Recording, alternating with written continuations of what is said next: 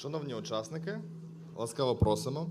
Dear participants, we would like to invite you to pick up your headsets if you need, and to take your seats. We are discussing the fisheries and reforms, competition, taxes, and of course profits of fisheries. And I would like to suggest that we start with the pre-recorded message. That is a person who represents Ukraine's future, inevitable victory, development of business, and taxes coming to the budget and helping us protect ourselves against the Russian aggression. So let's have a moment of silence in love and memory of those who perished in this war, defending our country.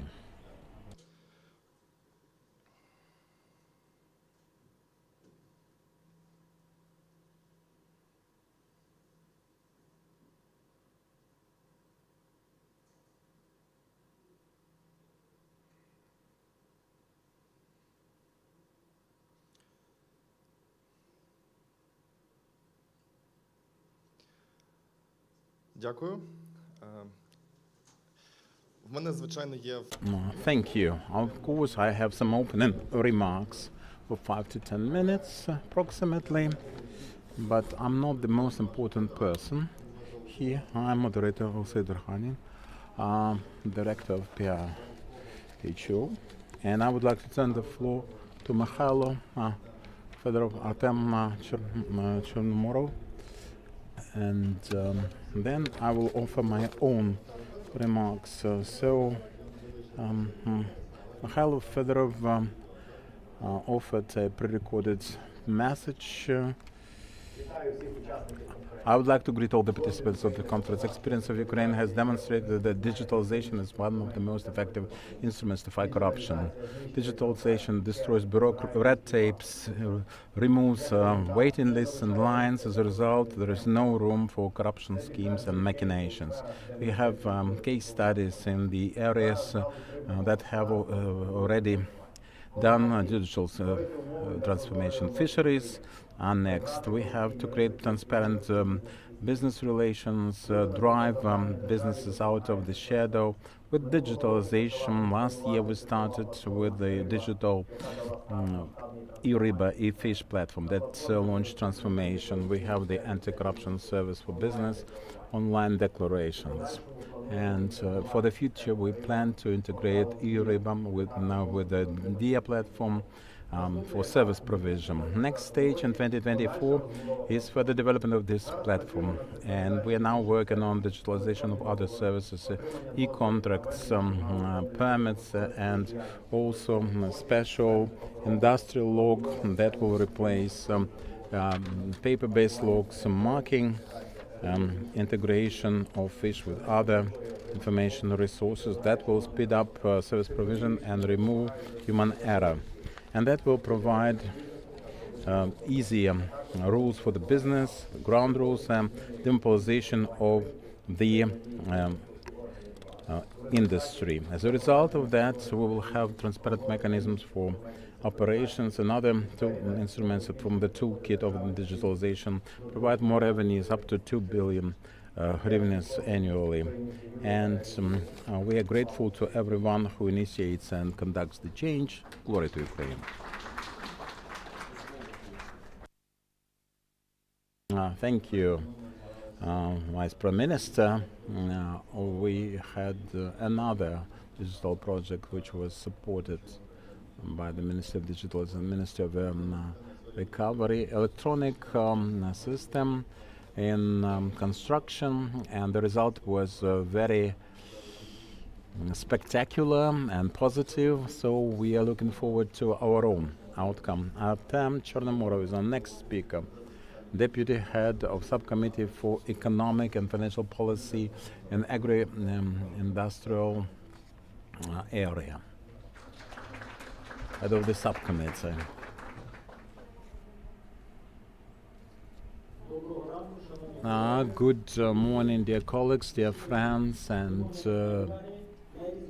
Our international partners. I'm very glad to see you here in this great meeting and thanks for organization. Зараз дійсно нелегкі часи для нашої we have to experience difficult times. Fisheries do not constitute an exception. This is one of the industries that suffered great inflicted losses. We have problems with the Black Sea, which was one of the biggest resources, one of the most important for the south and the east. These resources are very important, and the changes, sometimes painful and sensitive, are badly needed by the country for its rebuilding and recovery. I'm very grateful to all the Western partners for supporting us in such dire straits, especially in the legislative area and support of the executive branch of our government. I am speaking on behalf of the legislative branch, though. We are in continuous touch with not just our constituents but also business operators in fisheries. I haven't got much time, but I would like to be very brief and very concise and explain the essence and the issues raised before the sector in this reform of fisheries. Our committee started taking heed of the changes of the reforms, and some issues unfortunately are not being solved. For example, resolution of the Cabinet of Ministers 1347, which pays special attention to the management of fish resources and water reservoirs, missed the industrial production fisheries, and that really raised some eyebrows among the business community, which actually live of this industry and provide a very important industrial produce. As far as it is possible, we have just the inland waters and very limited waters of the Black Sea, seldom or never used nowadays. But we can see that there is this special industrial production is growing in its output and its capacity. We have already raised the issue of taxes, and there is one big question and problem. Many of such questions are addressed to the government from the committee. There are amalgamated communities that use the fisheries, but we understand that those resources are self-sustainable, self-renewable, but now we need breeding of fish, and unfortunately we have no mechanism to regulate this issue. And we can see that we have to understand the central agencies that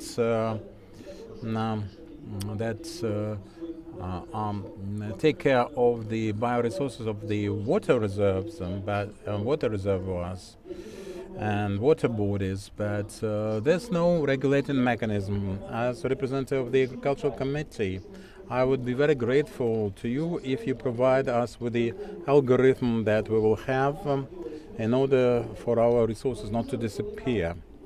We have a lot, we used to have a lot of sturgeons in the old days, but now this is all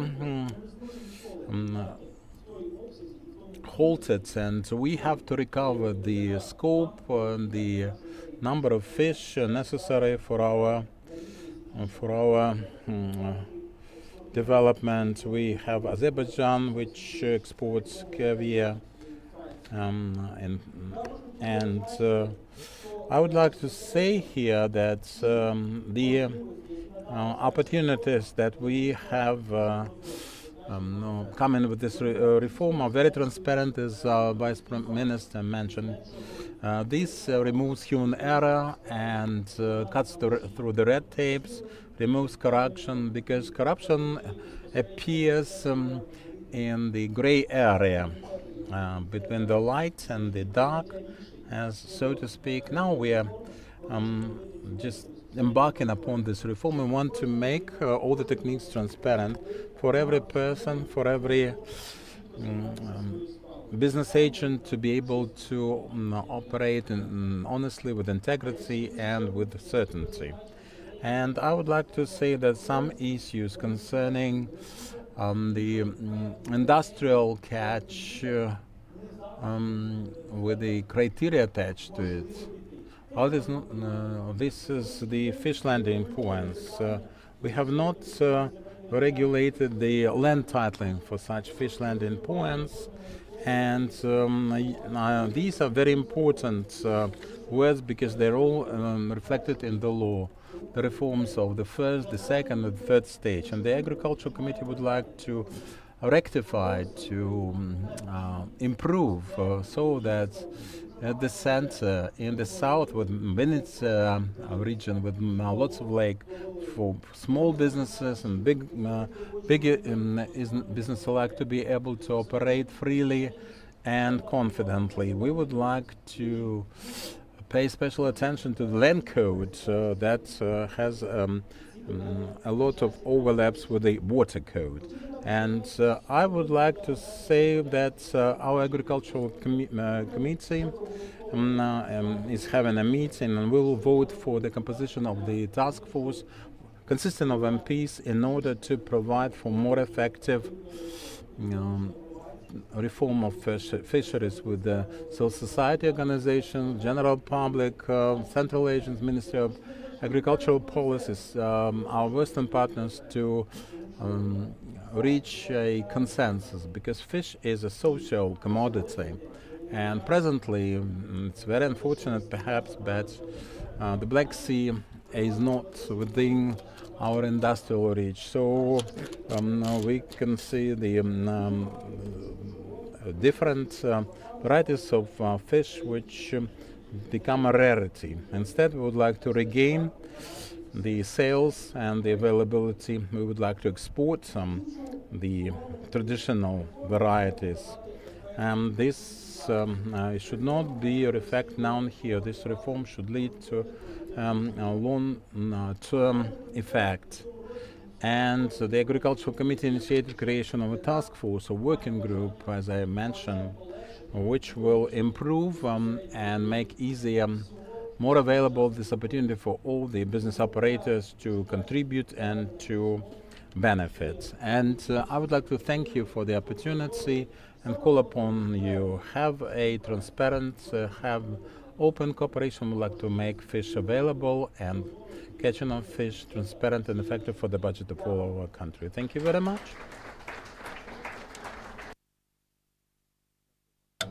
Thank you, Artem. We will help everyone get answers to the questions. I will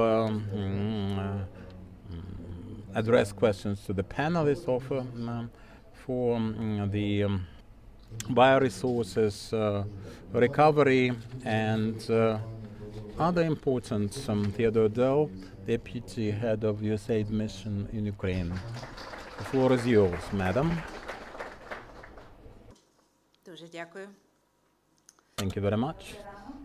Good morning, esteemed colleagues, friends. I am very happy to be with you today to discuss the exciting work that USAID are carrying out with together with Ukraine to fight corruption and support the economy of the country.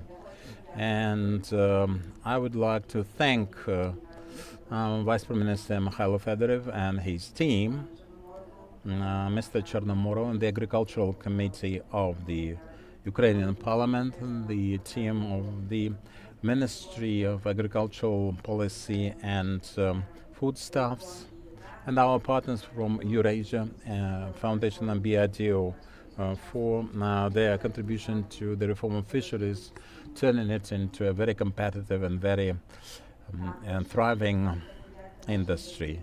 We would like to thank our long-standing partners from the British Embassy.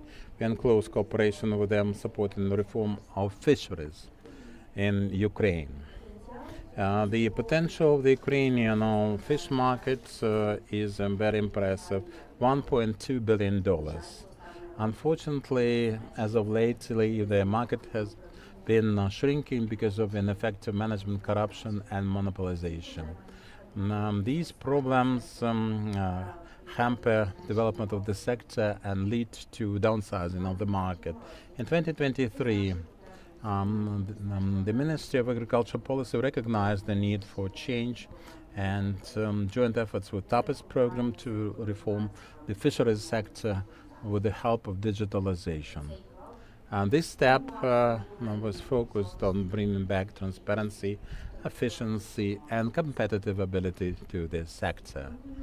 And with the support of USAID, we achieved great successes in better governance in the sector, introducing the system of e-fish, electronic auctions, and GPS traceability for vessels, and other activities for transparency and efficiency in the sector. However, this potential is not completely tapped on, and fisheries are confronted with challenges like obsolete permits given procedures, monopoly, and tax evasion. That led to loss of millions of hryvnias from the state budget. In the conditions of war and economic pressure, rise in internal revenues are now of critical priorities. Through our cooperations, we developed a draft Bill 2989/9, introducing electronic auctions for the water reservoirs and water bodies, and also another approach to taxing. It used to be paper-based, and the catch certificates that were easy to falsify. Now it's all electronic. With the national and local budgets, that means considerable contribution. In 2023, electronic auctions were responsible for 95 million hryvnias in revenues, and versus 13 million hryvnias before the reform annually. And we also introduced single national electronic system for fisheries management, eRyba, or eFish, which operates as the central hub for all the information related to fisheries and fishing. This system improved verification and control and prevented falsifying and fabrication. Even under the Russian attacks, Ukraine conducted the first water auction for dry lemon for maritime aquacultural purpose. So this is a great step in and aquaculture with access to the coastal line. And that demonstrates readiness for reform and increase in revenues. But regardless of these achievements, Ukraine is now facing a challenge in fisheries. USAID will continue cooperation with the Ukrainian government and Ukrainian business to promote reforms of fisheries. So we would like to address those challenges and provide for sustainable future for fisheries in Ukraine. Together we can overcome all those obstacles and present complete potential of the Ukrainian fish market. And so our mission is to support Ukraine transparency, economic recovery, and European integration. And for your fight for victory in this war and reform for the purpose of future victories in economic and cultural life. Thank you, and glory be to Ukraine.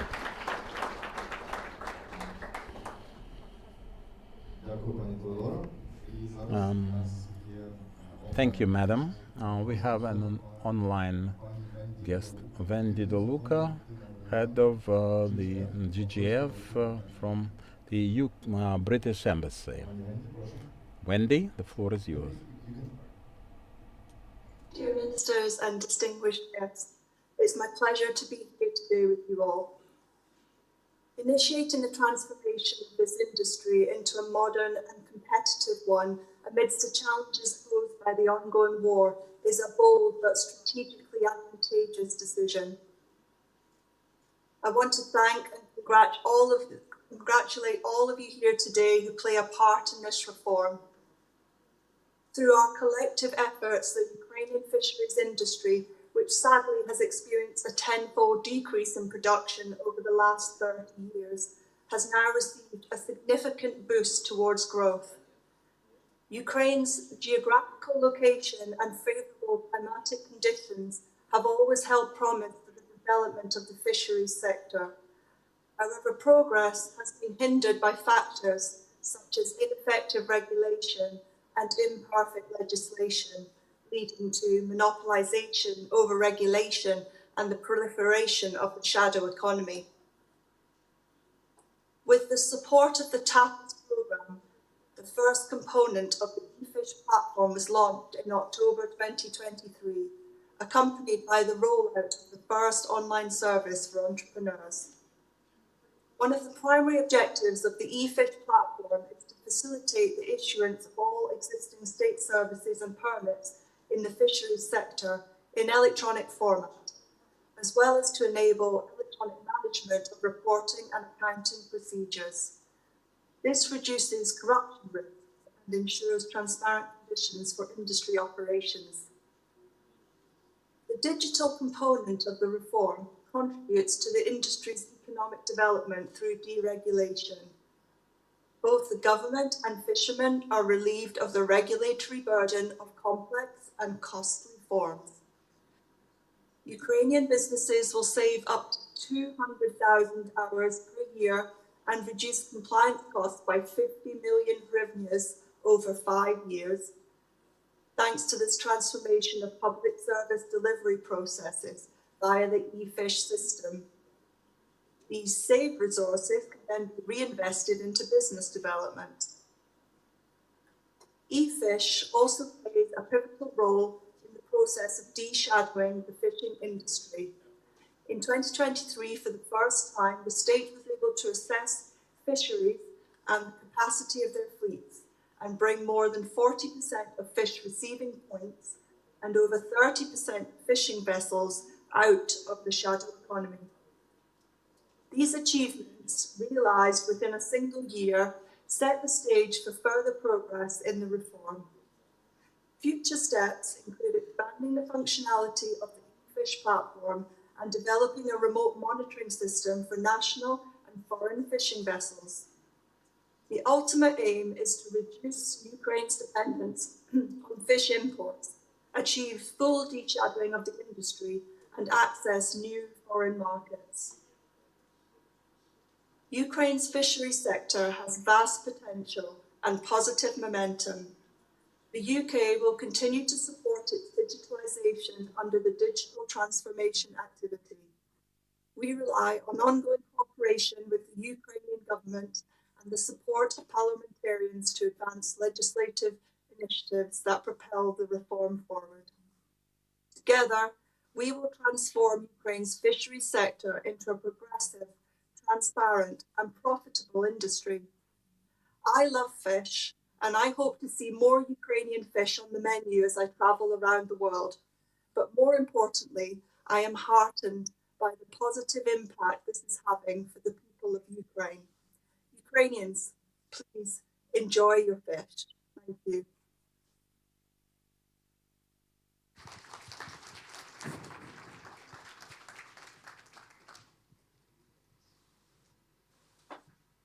Дякую, thank you, Wendy.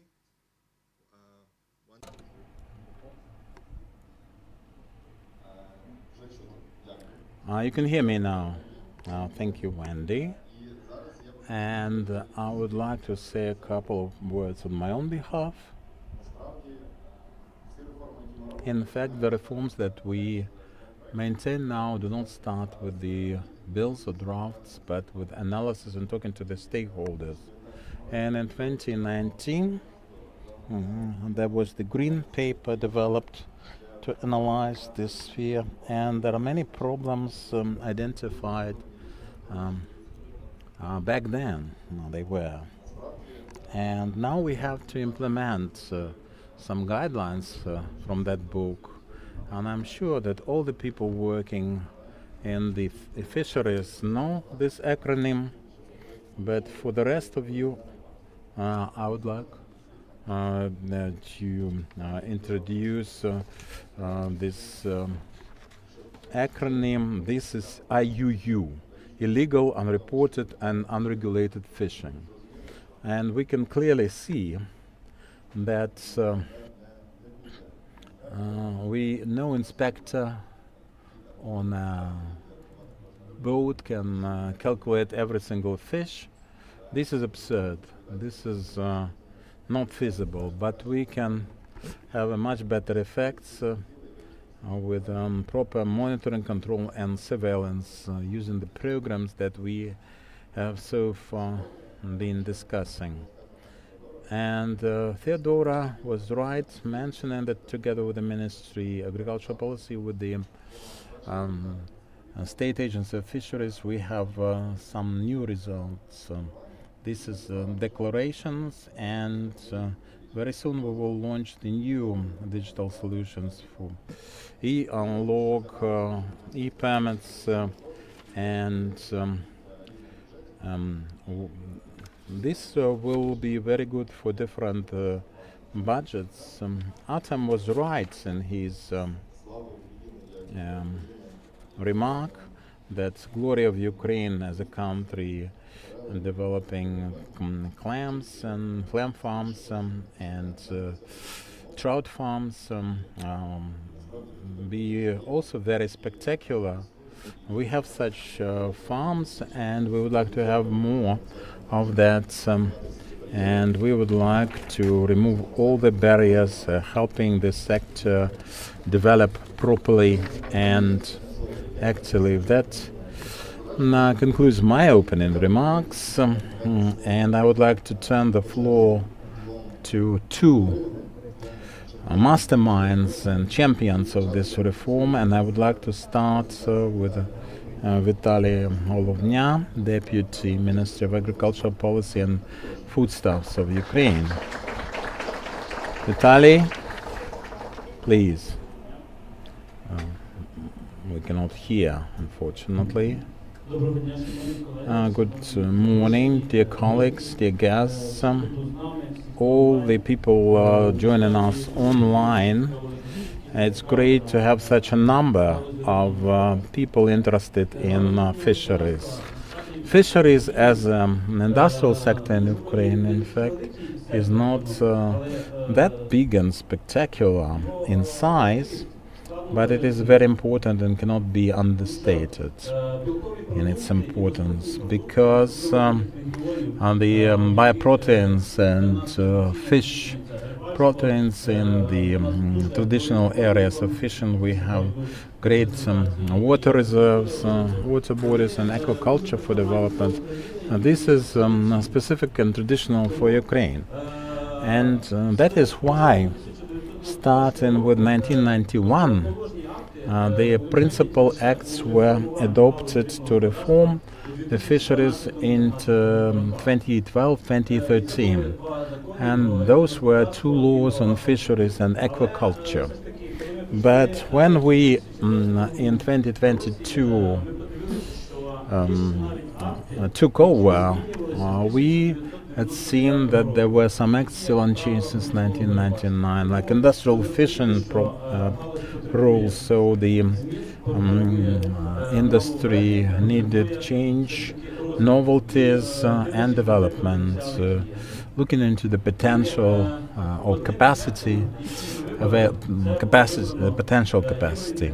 Now our choice was your integration, digitalization, deregulation, in order to go ahead with our reform. We will then discuss the regulation with the system of e-fish, Yariba, digitalization for business to feel comfortable and effectively remove the corruption risks, getting permits, getting contracts, and all the compliance arrangements.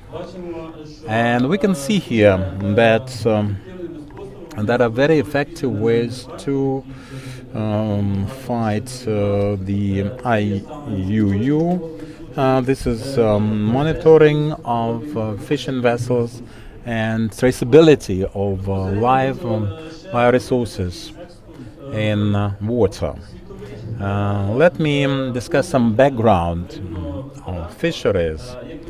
As you know, in the world there are two types: industrial fishing and wildcat fishing and aquaculture. This is a comprehensive approach to fish breeding and fisheries as entities. With the FAO report,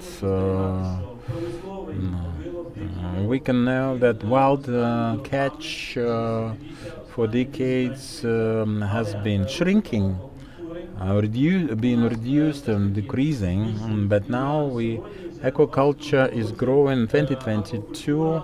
Regardless of all the difficulties, aquaculture has 52% in industrial fisheries. By 2030, that will be 55%. So, it is very important to stay trendy, to stay in the groove. Before the full-scale invasion 2021, our aquaculture has just 27%. So we have a lot to compensate for, and we have to catch up, keep in pace with the international developments. So, under regulation, industrial fishing approximation bring us closing to the international standards and challenges in industrial fishing. I'd like to say that I would like to say that per capita consumption is 13.7 kilos of fish on the average. In the world, it's 20.4. So there's a room for development there also. Another key figure is importation. Ukraine depends on imports heavily, and that is traditionally so. It started a long time ago. We import sea fish, and imports constitute about over 80%, about less than 20% we produce domestically, and traditionally at that. So if we look into the inputs, unfortunately, with the impact of war, these things are getting worse.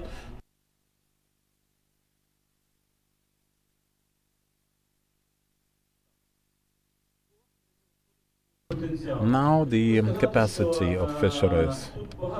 I would like to say that there are many figures, lakes and rivers, water bodies, but the water mirror is more than 1 million hectares, together with the Black Sea, Azov Sea, that we used to control for industrial purposes. Now with industrial fisheries, we can see the trend. 2013 impact of the water, 2021, 22, 23, with the statistics of previous years to compare with what we had 10 years ago. Industrial fishing in Ukraine is done in state governmentally controlled 6 cascades water reserves: the Dnieper River, Black Sea, the Black Sea, and the Azov Sea. Now, with the number of users, we can see in 2013 520, and we can see the active winners or bid winners in our auctions, and I will further discuss the trend in particular detail. Now about industrial fishing catches. In 2013, we can see it was 225,000 tons. And the first the war actually, we started in 2013. We lost the Crimea, part of the Azov Sea waters. In 2021, we had just 73.6 thousand tons. That was it. Basically, in 2022, we can also see the war, another surge of war, limited access to the Black Sea waters and the Dnieper river for business operators, and we can see 33.8. And on numerous occasions we addressed international donors and international partners to support also the industrial fishing, because we can see the trends, the dynamics, how the war influences and half of the users of fisheries lost their jobs, either that or lost any kind of opportunities that they had back in 2021 as a baseline. In 2023, the first auctions, and you can see this relative distribution of catch, 38.2 thousand tons. And we have, and let me shortly discuss, it's the color code. Principally, it's Azov and Black Sea waters, basin. Ukraine has access to international associations catching in national waters of other states. Nafa and Kovar, we also have access inland.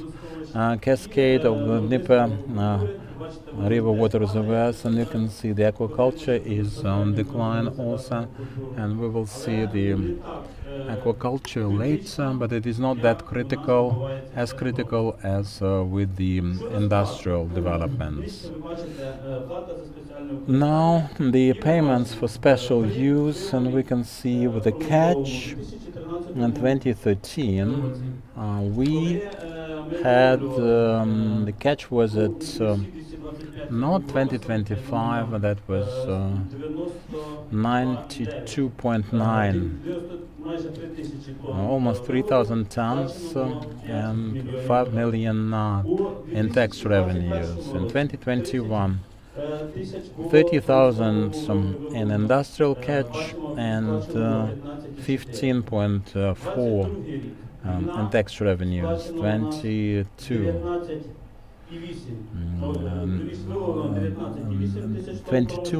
13.4 in tax revenues, the catch 19.8. And the reforms and auctions, you can see the auctions in 2023 with a catch of 24.5 thousand tons. We have 101 million. Theodora was discussing, it's 95 million. Well, that is actually the inland catch, but we have some outer waters. In 2023, we would like to thank our businesses that started paying the tax for the overseas catch, catching international waters, and we are thankful for this understanding, because Ukraine makes its contribution for Kamla.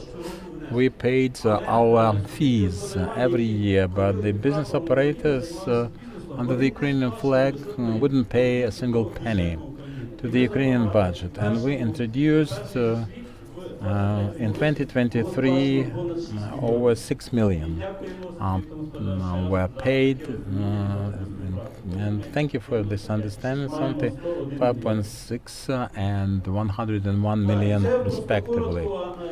This is very briefly, and I would like to 2022, 2023. In 2022 we had no auctions, Cherkasy region 2 million and 41 and more. Kirovrad, we can see without auctions, and then 18 versus 571,000.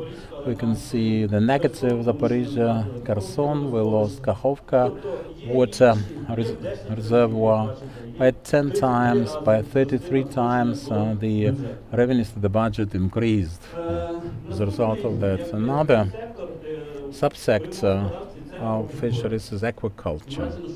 And we can see that in 2022, more than 15,000 tons of fish in aquaculture produced, because those are our heroes. These are difficult times. It's very difficult to find feed for fish and provide enough feed. They closed, sealed borders, but people use their ingenuity, find some resources, providing for food securities and development of the Ukrainian economy. And we can see that in the aquaculture we have almost all the types. We can see the ponds, the pools, special pools for fisheries, not the swimming pools. And we also have in Ukraine the catch we can see, and the prevailing types are carp, this Amur trout, and others. And things that we have discussed, the very important factor for development of fisheries is recovery of water bioresources.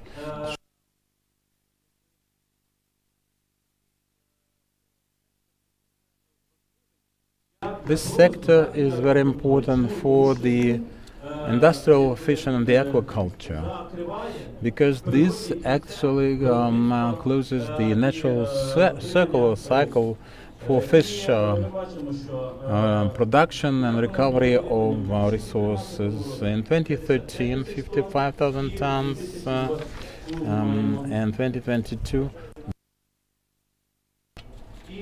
And it is very important to see how this happened. This is because of the war, and in Kherson, in Kakhovka, we had 2 up to 3 stocking entities which were spawning the water bodies, and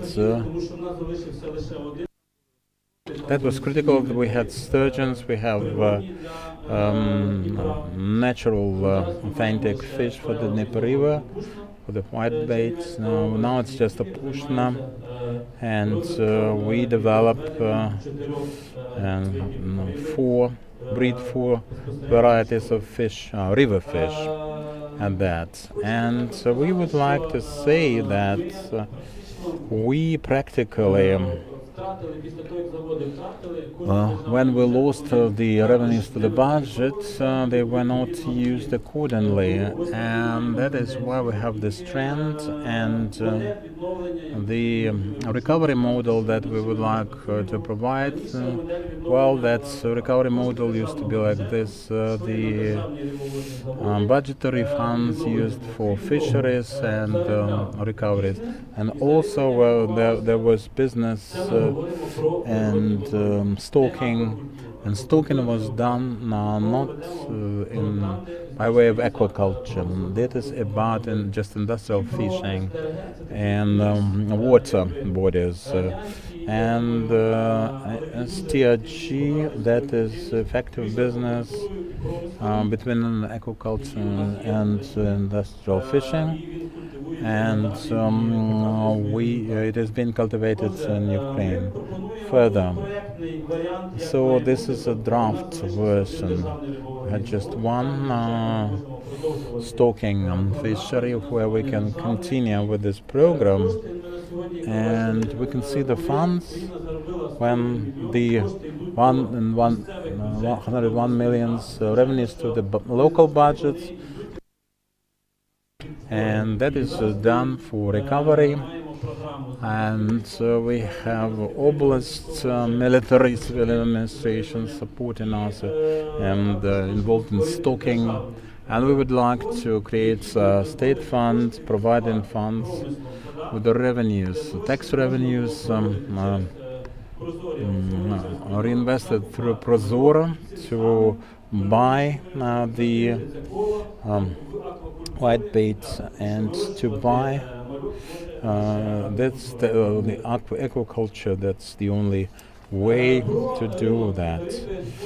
Now about the fish market in Ukraine, we have approximately 550,000 tons, and you can see that the 80% of importation. That's 2021 73. Now we have the 0.6, 2022 33.8, and or the 357.6. Now the consumption fund is growing up to 379.8. And we can see the consumption price index according to the State Agency of Statistics. The fisheries are paying more taxes now, and this has to influence general pricing. And the least 7.6% is the lowest mentionable rise in prices. The change, importation, exportation in comparison, we have 432 and an export 12.5 thousand tons. And so the point that I would like to discuss, what Theodora discussed, we have more than 1 billion on the working capital working in the fishing in the fisheries, and the industry stays very important. We imported in 2023, we imported less, but still in totality this is a big high figure. So that's the potential. This dynamics export should grow further and further, and we have all the necessary prerequisites for that. Now shortly about the goals. Who provides for the state policy, forms, implements the state policy, and this is preservation, sustainable use, fighting IUU, development of research, and we have to provide for the food security of the state. Now we have chosen the Euro integration vector for digitalization and getting out of the shadow, and the work in parallel with the reform, and we analyze 705 regulations of the EU. 662 acts do not need implementation, 34 have to be implemented, 9 in part. We're still looking into the issue because we need consultations and understanding how to implement those pieces. Now about digitalization, e-fish, Yeriba, and for the future the governmental system of management of fisheries. My colleague will discuss that from the state agencies of fisheries. Now the system of research, and those are trendsetters, which in industrial fishing they exemplary, and they set the trends, they pioneer, they lead the hunt, and in 2023 we started reforming also the research. And it is difficult, it is slow in coming and in motion, but we have certain changes, And we cannot discuss any achievements, but this year at the end we'll have some achievements, and I'm sure of that. International cooperation I would like to discuss, we are working with the international partners, the Kamla zone where we fish NAFO, sea Kamla, and in the northern part of Atlantic Ocean we have quotas and we have permits available. Eurofish, for GFCM, our colleagues, Mr. Bernal, Kirkfish, and we're involved and we're trying to do that. The international practice for scientific exchange, and we know DFCM, this is not just for the Mediterranean Sea, but the Black Sea is covered by this commission and would like to become an associated member. We're not an associated member yet, but we will try to do that. But the principal things that we have to do every day, and that's DG Marin, General Director, and GDNIO, that's neighborhood, good neighborhood. And that's the background discussion, but we will have a lot more to discuss. So Igor will discuss the Yariba, e-fish, and that will be a lot to discuss there.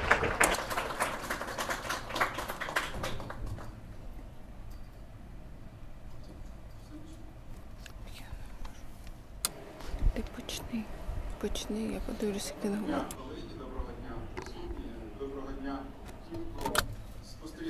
Dear colleagues, every day, everybody, I'm so grateful that we have a lot of people here interested in this field. We have been speaking about digitalization, and I think this is not only about digitalization, but there are also a lot of other elements that can simplify our work. Also, Artem Pedrov has mentioned some of the components, and I just want to tell you about some new mechanisms that can help us to work with that. The first component is declaration. We need to provide all the fishing entities with the equal access to aquatic bioresources, to all fisheries entities. It will be carried out online. This is joint cooperation of ERIBA platform and our platform. We will provide it the way so we could get rid of human factor, and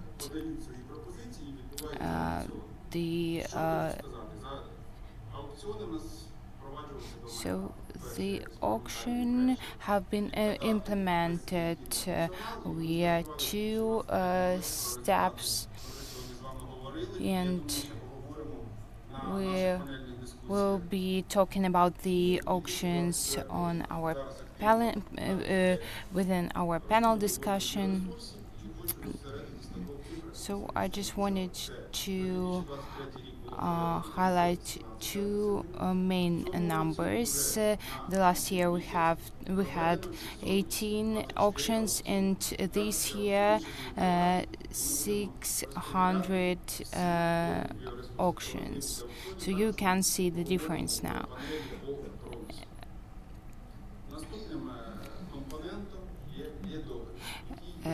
The next component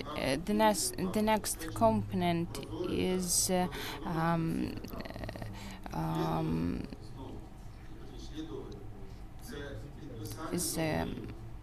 contract. I think that our main idea is reduction of business-government contact. We have to ensure transparency to all stages of interaction. We need to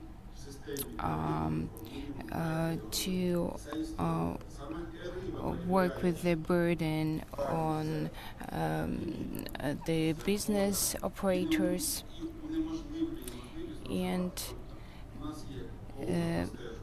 we need to work with the standard contract for the right to special use of aquatic biological resources and fishery water bodies.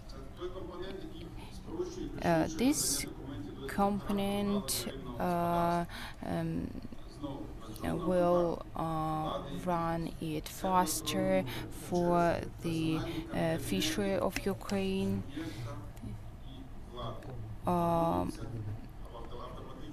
There will be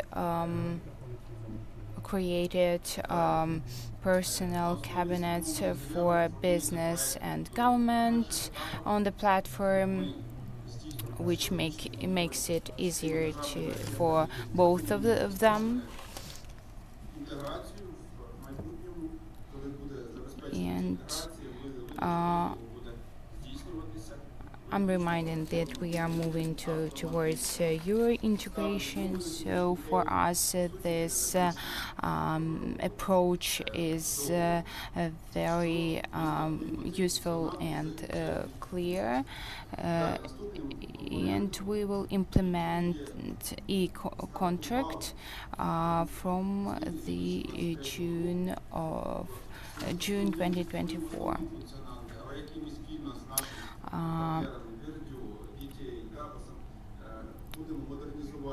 This agreement will have to modernize all the system. This system allows, within some specific means, to control the fishing vessels. When they started their work, where they work, is it allowed to work where they are working, and it will help to avoid some unaccountable work of the fishing vessels. So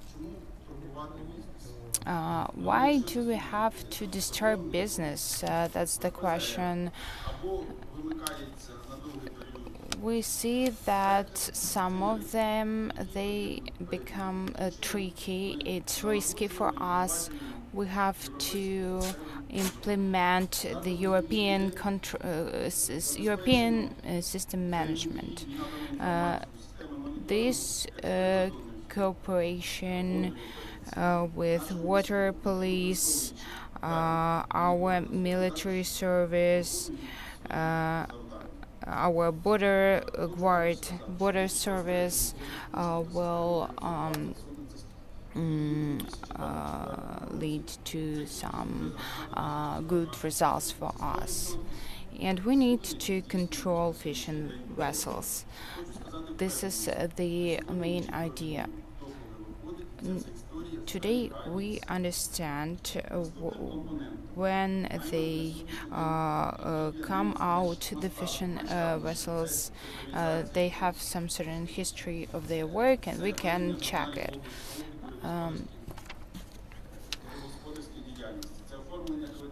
Also, we have special documentation on accounting of fishery.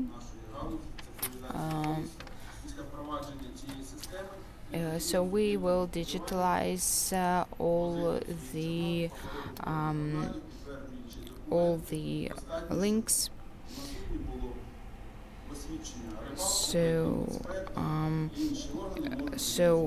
all the people working on the vessels, they have to present their certificates, their documentation, and as we strive to work digitally, we will shrink this business-government contact. This is our main goal. Also, we want to simplify the work of our fishing inspectors. So we need to help them to implement GPS system and all the cameras they use, so they could present some proofs of law violation, and they need to be equipped with everything they need.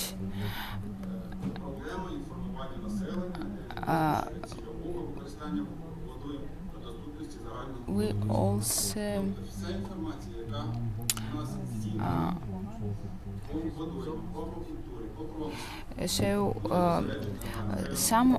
what we actually expect from this platform.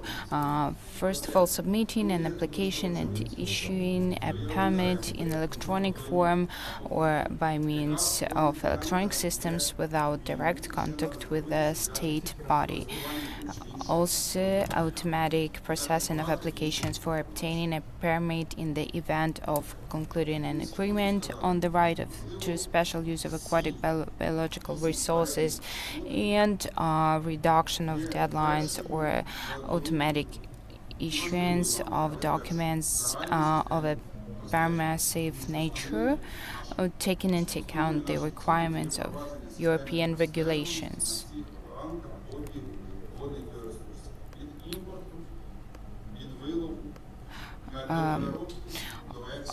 Also, our system, our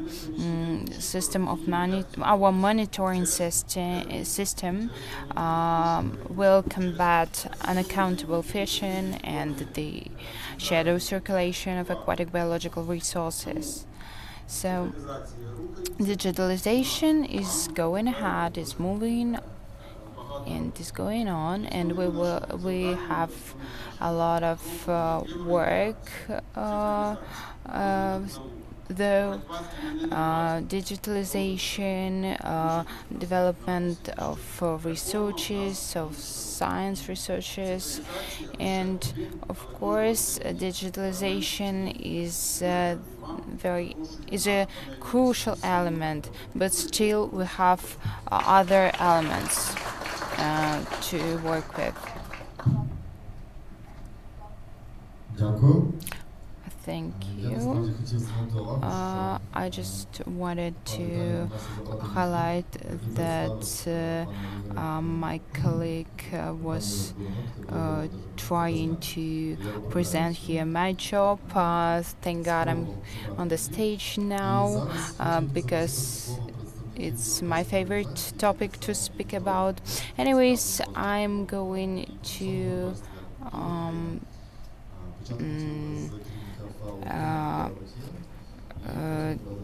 to present you our special guest, Mr. Gautier and Miguel Bernard. Monsieur Pierre with us. The floor is yours. Thank you. Доброго ранку. So I'm sorry, I will speak not in French, in English. A bit limited still, but thank you very much. Дякую. So you have a very detailed discussion. I think I just want to bring you a few elements for your thinking ahead, in order that we don't miss everything. I think it's been very clear, and we appreciate very much the effort has been made by the government of Ukraine, but also by the sectors, in order to make the sector more transparent. When we're talking about transparency, we're talking about increased business. We're also talking about being more realistic in front of the reality of the sectors. It's very important. Every sectors we see across the world who developed a good system of registration of the business, a good transparency mechanism, were successful. The business who are not successful are the business which are opaque and staying on the asymmetry of informations between the different elements of the sectors. I am glad because FAO, even if we are not in the flags today, we contributed from the beginning to the preparation to e-food system. We supported the ministry, and thank you, hryvnias, for your collaboration. We supporting the ministry with technical support, in particular in the IT, but also we supported the colleagues in order to prepare the legal framework that we don't vote, but we're proposing to the Rada for the adoptions. I think it's important that all of this is being clearly established through a democratic process and the base of the law. But also, FAO had to reply to the situation that we're facing, which is a war. And due to the aggressions in the East, we had also to respond to humanitarian aspects. Because as you know, and as almost you know or you face yourself, the situation is quite grim in the sectors. I think hryvnias presented Vitaly presented very clearly the situation. For us, it's 99% of the fishery in the sea which has been lost by Ukrainians. You need to recover that, and we need to find a way. We need to protect also the capacity, because this is a risk to destroy your knowledge and your know-how for the future. The second element is, of course, a big destructurations on the aquaculture sectors. You know that. You have been fragilized because you don't have access to enough seedling, but also enough feed. And this is why FAO provided support recently in fishing gears, tags. We provided support also in animal feed, even if it's minimum. We try to do our best with the fundings we have available.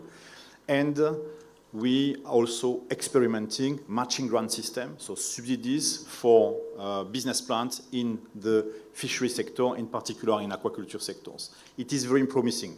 We started in Lvivska, Ivano-Frankivska, as well, and Zaporizhzhia Oblast, and Zakarpattia, Oblast. It's not enough. I know that is a very drop in the ocean of the needs and the requirements of the reform. Because if you have a more transparent system right now, and you can be glad about it, you need to adapt to the situations, you know better than me. And that needs investment and targeted investment. And that's what FAO, in the mechanism supported by the EU, is trying to help. You need to be able to adapt to the upcoming new challenges for the EU integrations, which is a great opportunity, but believe me, at the same time, a lot of effort and work in order to align with the regulations. Myself, I was experimenting that in my previous life when I was working in the farm system in France. It's very difficult, and you need to be very proactive on that. It's also a very important element for you in order to increase the business, to make it more transparent. But we need also to take care about the food safety. The main risk for fishery, of course, is to be losing reputations, increasing the reputational risk because the food is not safe. Of course, so far, I mean, you did a very professional job, and we don't have to deplore such incident. But as the business is growing, as the business is becoming difficult, also as the ambition is rising up, we need to take care about the food safety element. In particular, we do believe that for the moment, keep in mind that we need to develop antimicrobial traceability in particular, and to be able to take care about the potential resistance developed in aquaculture. In particular, avoiding excessive use of antibiotics during the processing of the breeding. It's absolutely important because it has an impact on your farms. It has an impact also on the collectivities. And I think we need to have this element into account. This is something that's not happening just in Ukraine. It's worldwide. And it's important that you have a performant element. Also, we do believe that the aquaculture and fishery sectors deserve to have strong scientific institutes, independent, able to advise you on very clear elements. What is the reality of the stock? What is the reality of the food safety? What is the reality of the potentialities or an impact on environment? Whatever the decision you will take as professionals or as government, you need to be informed by an independent sources, scientific sources, in order to take the decision you will want to take, yes or no, but at least based on something which is clear and neat. Today, you have a lot of institutes which are existing. Unfortunately, they've been also affected by the war. That is why FAO is going to continue to support the ministry in order to help to improve the scientific network in an independent way, in order to provide you objective information for you to process and to implement. Nowadays, the fishers and aqua farmers are facing consequences of the war, and still now. Having no opportunity to fish, limited resources, and logistic constraints. While, in fact, you are the cornerstones of the local economy in a number of areas, along the coast, but also along the rivers. As FAO, when we do food security and vulnerability assessment, we can see that whether the aquaculture sectors and the fishery sectors is affected, there is consequences not only for the aquacultures, but also for the population around, and that you know it. That's why, for me, this sector is absolutely crucial for the surviving and the resilience of the country. Therefore, we will continue as FAO to stand with you, listen to your requirements, listen to your needs, trying to help you to analyze better the situations and help you to find the solution and the way in order that you increase the business in a more transparent way, in a more efficient way, to increase the cash, of course, but also to protect the environment and to protect the stock. Thank you very much.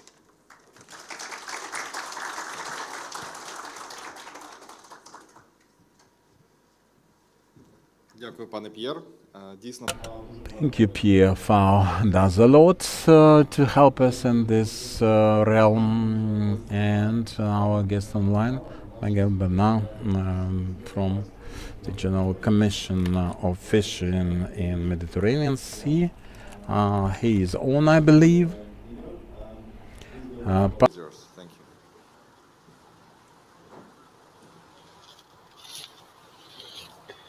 Good morning, Excellencies, distinguished authorities, all protocols of board. Esteemed colleagues, it is a pleasure for me to be here in my capacity of Executive Secretary of the General Fisheries Commission for the Mediterranean of FAO, the GFCM. I would like to thank the organizers of this important event for inviting me and extend my regards to representatives of national authorities, the European Commission and FAO. Like the previous speakers, I share the view that the development of the fisheries sector is crucial to enhance sustainability and food security in Ukraine, which is a crucial objective as well, both for FAO and the GFCM. What I have heard so far from you is a clear indication that the fisheries sector presents highly promising potential for the future, and it is very important to accomplish this reform and to improve the different aspects of compliance and of following and monitoring this sector. As far as the GFCM goes, with nearly a decade of collaborative efforts, we stand ready to continue providing further technical support to Ukraine in its endeavors.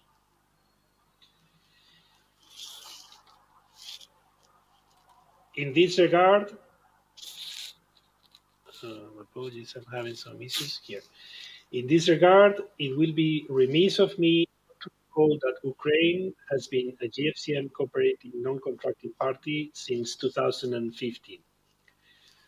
Following the adoption of the GFCM strategies for fisheries and aquaculture in 2016 and 17, and the signature of the Sofia Ministerial Declaration in 2018, and finally the adoption in 2021 of the current GFCM 2030 strategy for sustainable fisheries and aquaculture in the Mediterranean and the Black Sea, the GFCM has been relentlessly ensuring technical for its contracting parties and cooperating non-contracting parties, such as Ukraine, in all areas addressed by this instrument.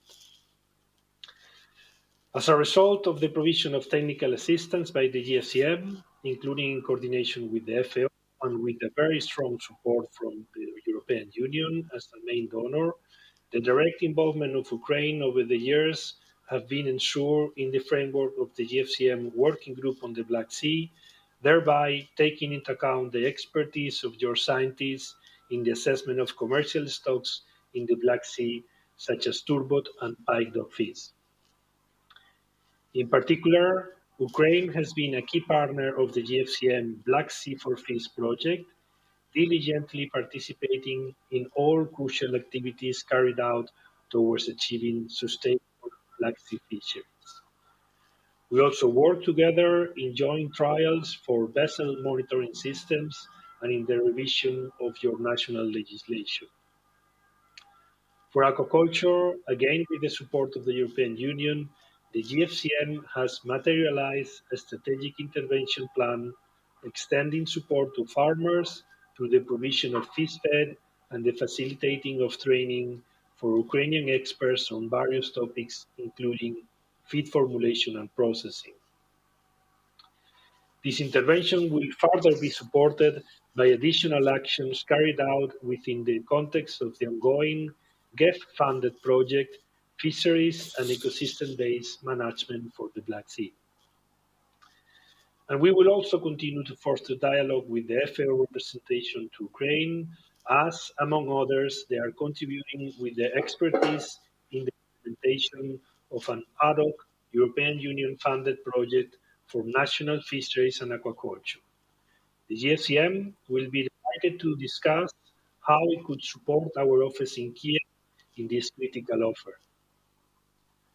One indicator of success of our work with Ukraine is the strong progress made in 2023 by national authorities to become a contracting party to the GFCM. We have been discussing this matter with Ukraine on a periodical basis to make sure we can inform to the best of our abilities internal considerations on the matter and liaison between Ukraine and the FAO, which is the depository of the GFCM agreement. The time has come for Ukraine, in the broader remit of the reform of its fisheries sector, to join our Commission and take its rightful seat around the GFCM table. All conditions for that have been created since 2015, thanks once again to the technical assistance we have been providing to the country, and the GFCM is fully privy to the vulnerabilities within the fisheries sector of Ukraine, which in turn are calling for a more robust structural reform which will rely on the bilateral collaboration with the European Union, in addition to the capacity support provided by the FAO. Despite the ongoing war in Ukraine, which has tremendous effects also on the fisheries sector, you have consistently demonstrated a strong willingness and readiness to advance in fulfilling relevant GFCM obligations, including on the provision of data and information, and I salute your commitment to strengthen compliance, as we have heard today as well. Full membership to the GFCM will allow our organization to enhance support through our various capacity development programs, more integrated networking opportunities, included at the level of the scientific research institutes, access to trade and market through our region, and modular monitoring, control, and surveillance schemes and platforms, including for vessel monitoring systems, and ultimately towards a better management of Fisheries information. In concluding, we much welcome all efforts done by Ukraine towards a sustainable fishing sector, and the GFCM remains positive of the prospects of Ukraine becoming a contracting party this year, which we see as an important milestone towards both the national objectives of Ukraine and the regional objectives of the GFCM. We will do all we can to ensure that Ukraine is successful in the reform of its fisheries sector, including in coordination with the FAO and the rest of the GFCM members, including the European Union. I thank you for your attention and cooperation. Thank you, Mr. Bernal. І зараз я вас здивую. Ми йдемо по графіку, і ми зараз будемо готуватися до панельної дискусії, а я спробую підвести проміжні підсумки. Що цікавого, найважливішого ми почули за цей час? Ну, по-перше, це сфера з багатомільярдним в доларах потенціалом. По-друге, ми бачимо, що міжнародні партнери і український уряд. Secondly, we can see that the European partners and the Ukrainian government make some steps for reform.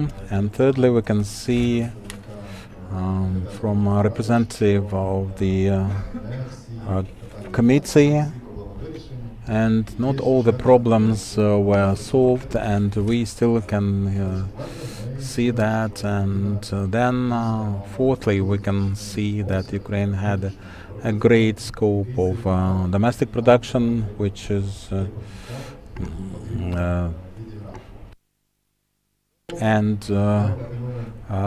I suggest that we start inviting our guests for the panel discussion. Our first panel discussion is to be dedicated to one of the three key issues for us to be discussed, and that's aquaculture.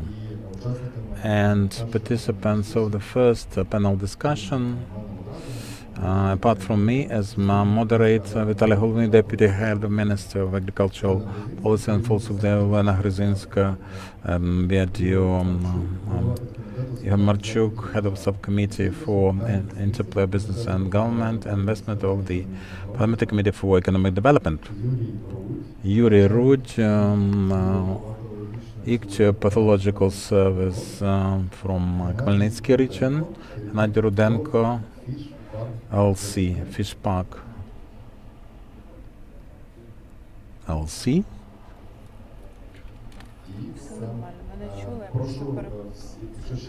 And those who have not yet joined us, please do that. I will sit with you, if you do not mind. We are waiting for Igor. Let me sit at the end, at this end.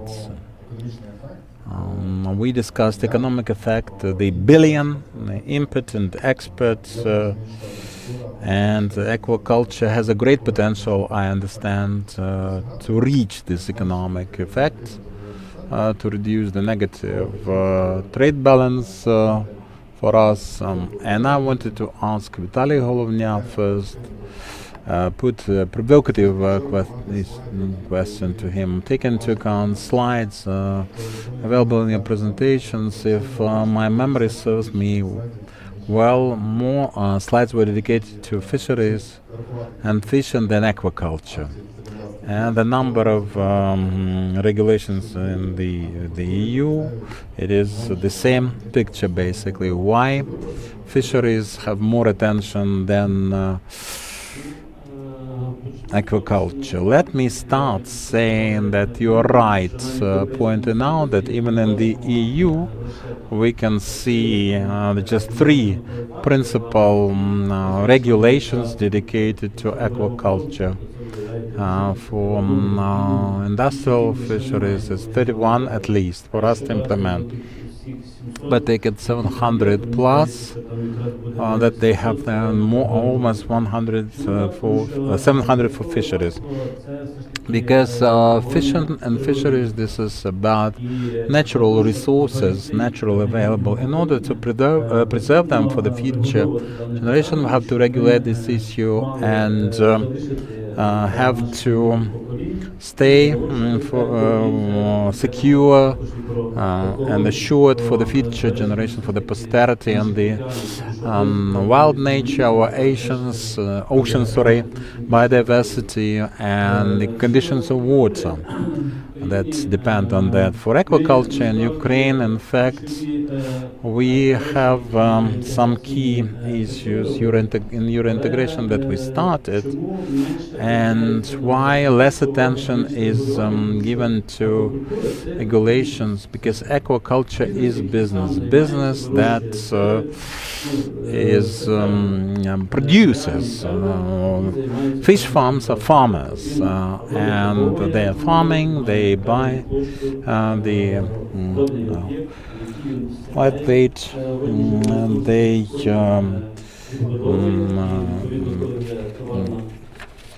do all the things necessary for stocking, for fish hatcheries and for breeding, and all the gear, fish gear, should be available. There are certain waters, so with the water resources available, and with our business growing, there are no examples that in the world. The governmental support in our situation is very important for us to rely less on the state budget. There are other priorities, military and energy related. But now, for us doing last feed for the trout fish last month, we were distributing A1 formula of international reporting. This is a fair standard, and we have all the world following that, and starting from 2024 we are going to report based on such standards. But sometimes our business say the best support is not to be in the way. They keep saying that, so in this situation we try to create proper conditions and not be in the way, just communicate for decision making in the future. Thank you very much. I was trying to make such a conclusion. As you said, of course, it's the best help you can offer you not to be on the way. The main goal for us is to achieve the result we need. Yeah, of course, we are interested in our cooperation with foreign partners. We are learning from them, from our colleagues all over the world. Now we see the new implementations for business operators, and how to carry out it the way it would be convenient for both government and business.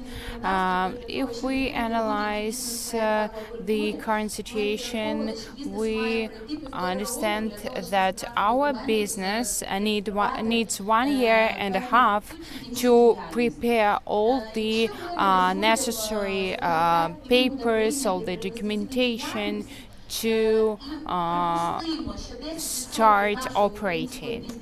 And for our Ukrainian business, we see a lot of different obstacles, of course, but with them also new opportunities come. They can raise their income, and this field is very, very perspective. And it is very promising indeed, which is why I think that we need to support this reform, to support this idea. Reform has to be transparent, understandable, clear for everybody. Thank you, Irina, for your comment. So you think that there is still some work to be done, as you see, as you said. Yeah, please use your mic. For us, it's very important to implement the project up to 1 month, within 1 month, because we have to be fast. So in a year we can carry out a new conference, and we will discuss it. Yeah, of course. We need to address business itself, to ask what they think about it. Maybe they, business representatives, they can provide us with some feedback on this topic. Our experts are very prominent. It's very interested to listen to them, but we also have to give the word to our business representatives.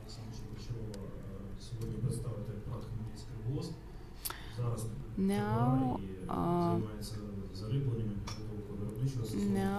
we see that the stocking fishing period has started. It's time to grow the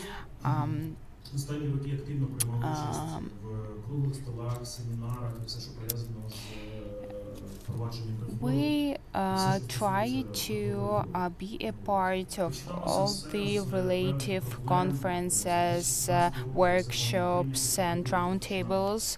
It's very important for us to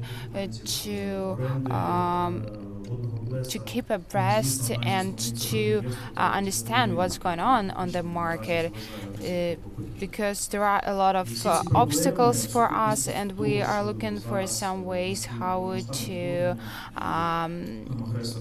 get rid of them. So it's crucial to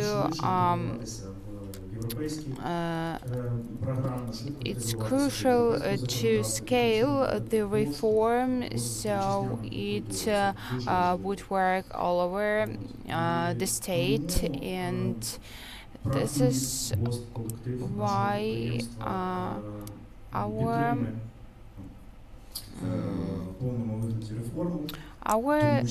business team supports the reform.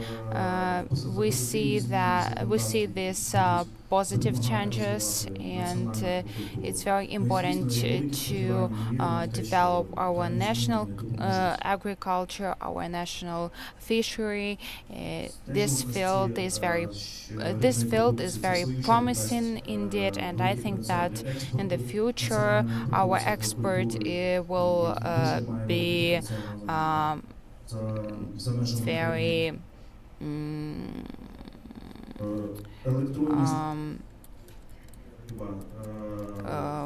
blossoming.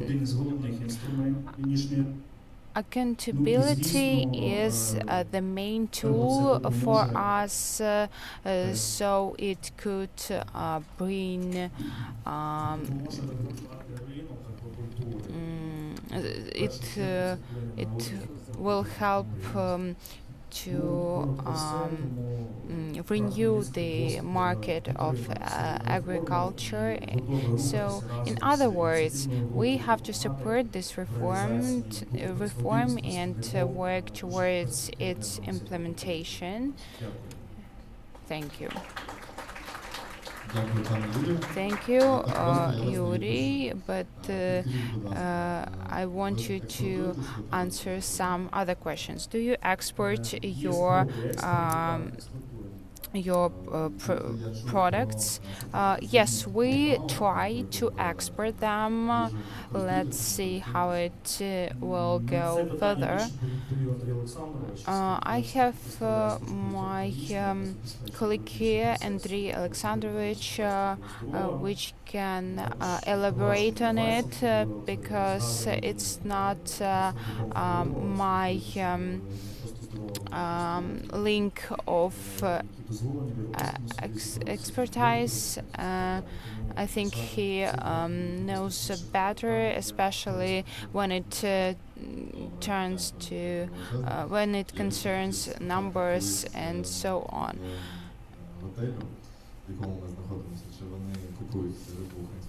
I was interested in. So I wanted to ask Gennady another question. Tell us, please, what do you know about innovations in our culture? Thank you. I'm Gennady from the TOF Isabilia organization. We have been talking about buckwheat, and I love it a lot. Fish is interesting for me because it is so widely diverse. There are different species, and let me remind you about the history of fishery. And the agriculture complex providing for privatization of different sectors, viniculture, bakery, and fisheries. And that was the rebuilding, perestroika in the Soviet times, vetoed 5 times. Because fish is also a culture, philosophy, ownership, and those days we had many communist views or capitalist views, and after 5 vetoes applied to that law, it came into force, and our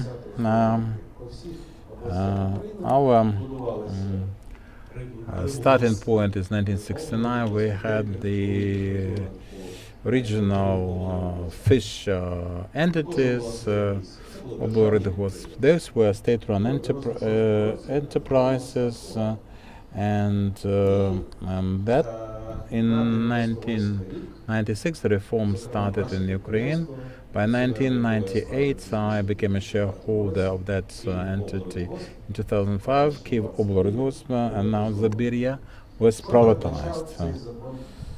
And what that reform was about, that was for the technological integrity and chain to be preserved. The fisheries, which used to be state-run, state-owned, became private.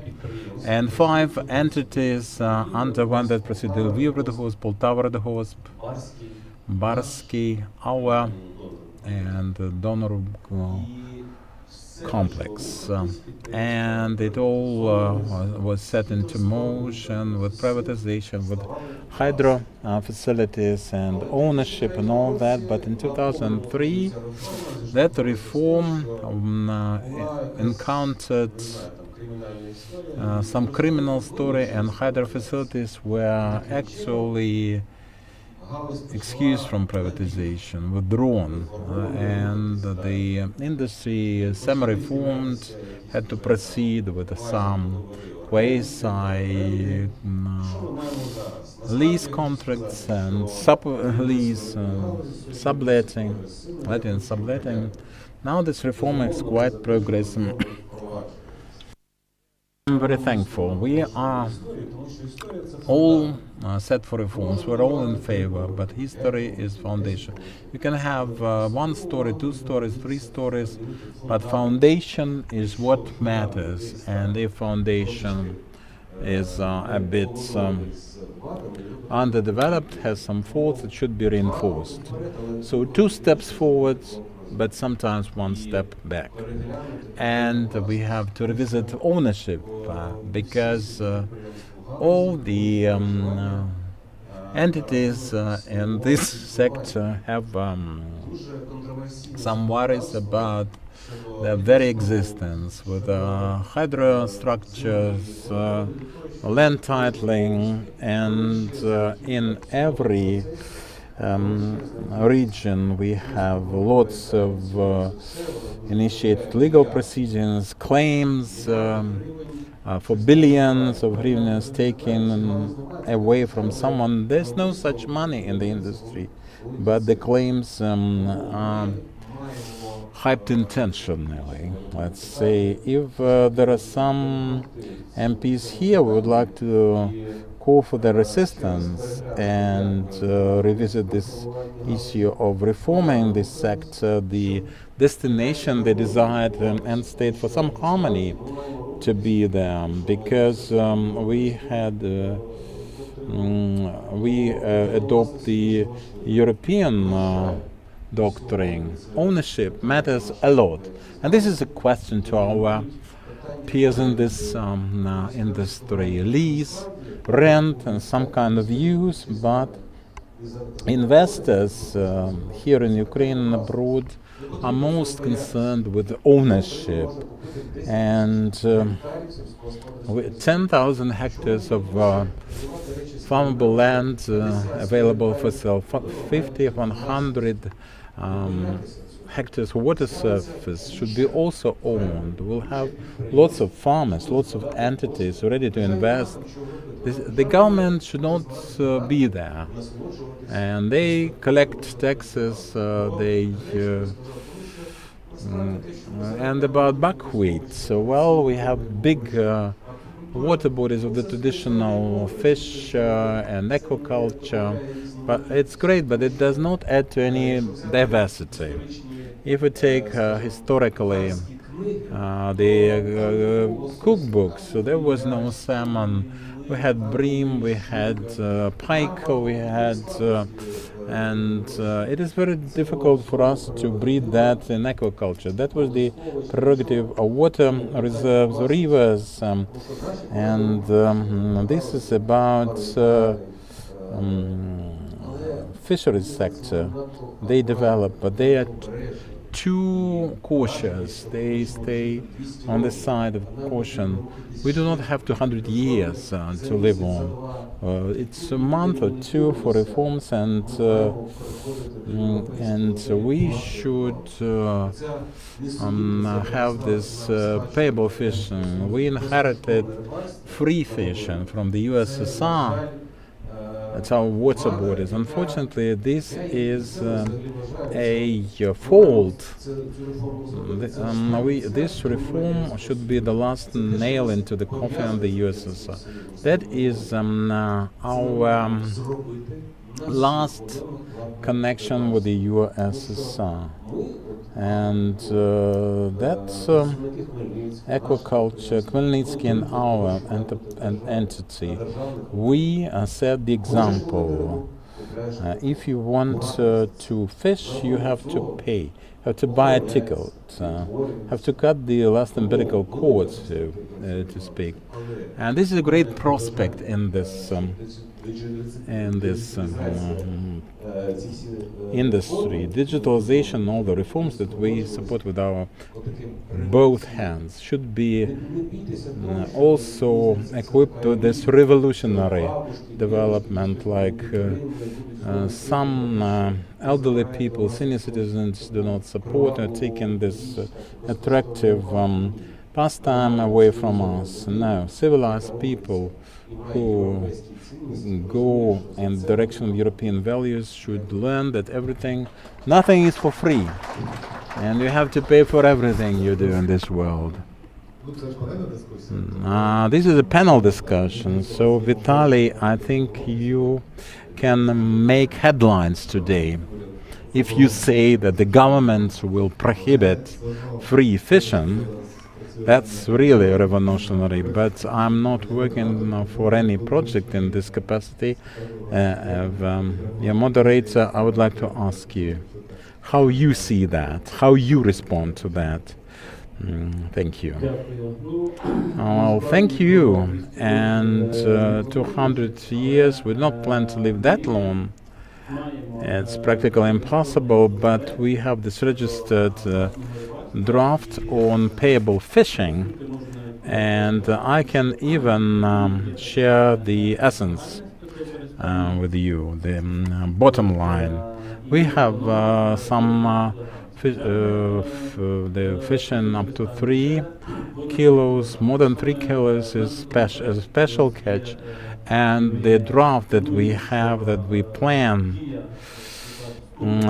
to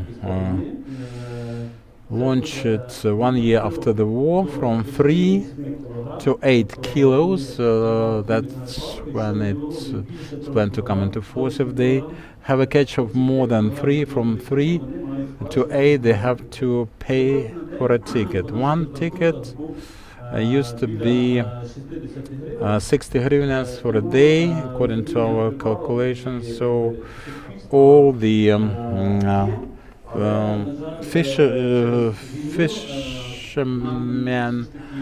fishers understand that, but this also requires full access to all the water bodies. We have industrial reservoirs, and they should not be in the same waters, and they are limited on the water surface, and that will happen. There is the draft to that effect, and we will by all means implement that.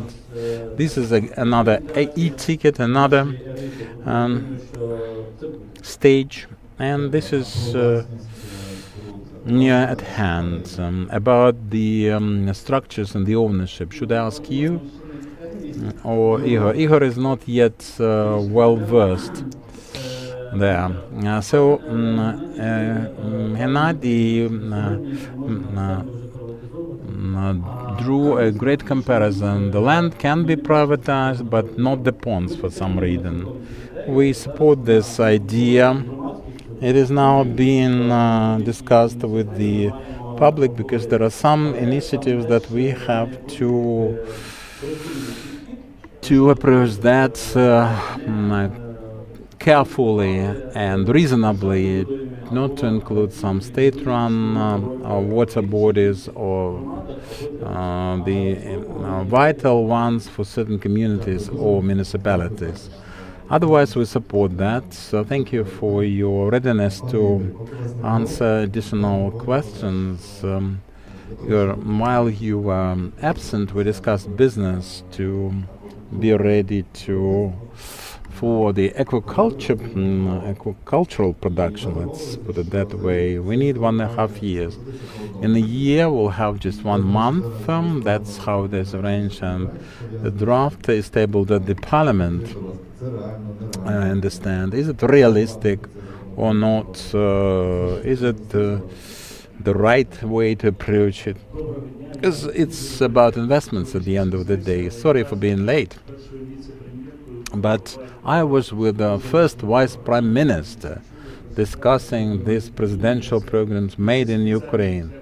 Well, this is my excuse anyway. I picked up a copy as an exhibit and piece of evidence. This is investment into our economy. This is our development. I am very supportive of privatization for non-strategic water bodies. When it is private, it's not just a different mood, but it is also an opportunity to use some water body for pledging collaterals, lending,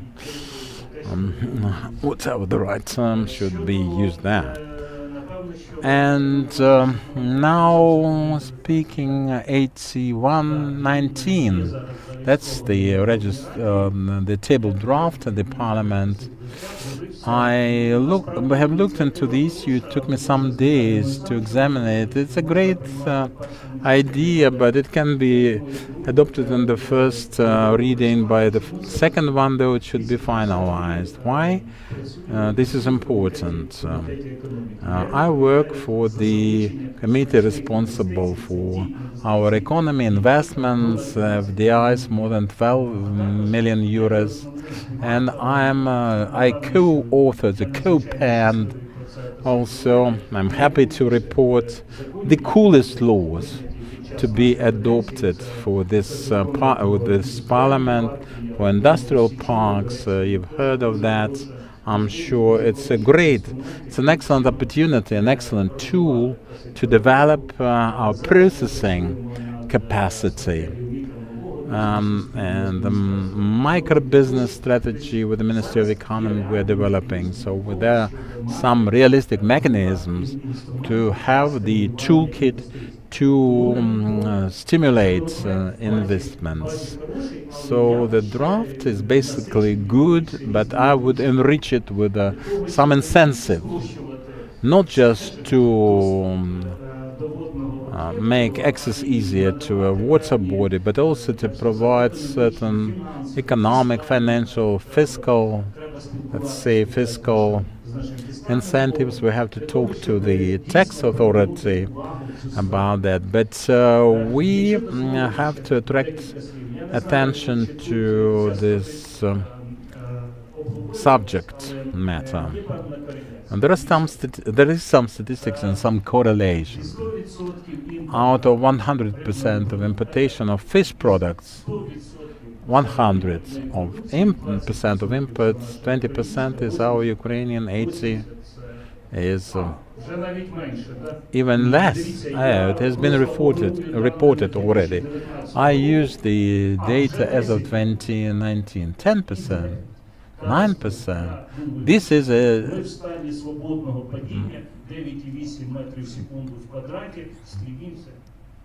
blunt disaster. I pilot aircrafts. I know what the land approaching means.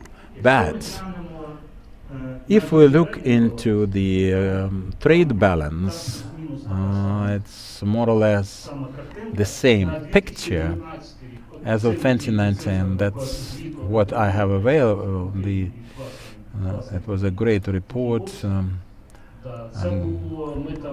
great scope, 30 million of exports, 500 million of imports. While even in export, the share of processing, of added value part, let's say, was about 8.5%. The rest of it we exported basically as raw material for somebody in the West to add value to that and then sell back to us with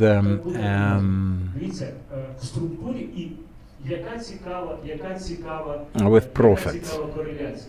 And a very interesting correlation. Look, now the share, the part of processing in GDP is plus minus 8%, around 8%. We are a raw material country.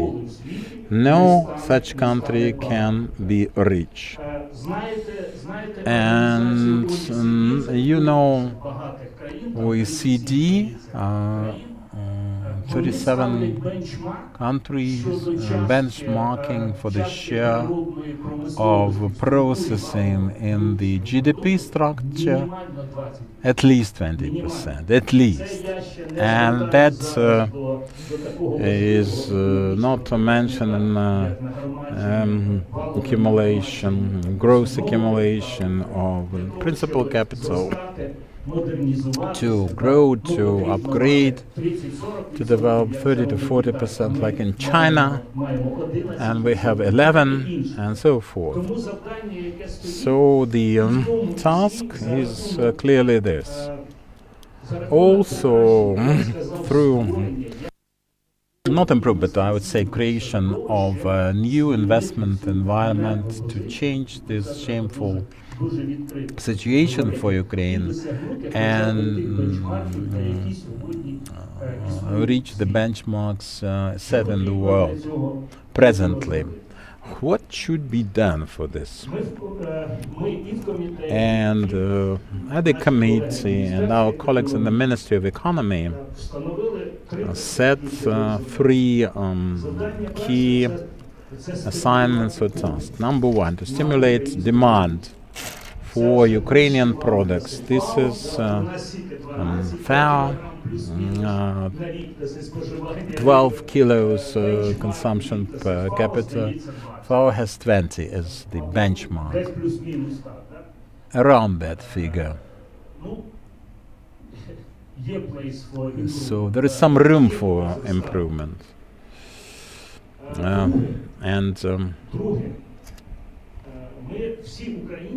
Secondly, as Ukrainians, we all should understand that when we buy Ukrainian, we contribute to development of our own economy and our own wealth.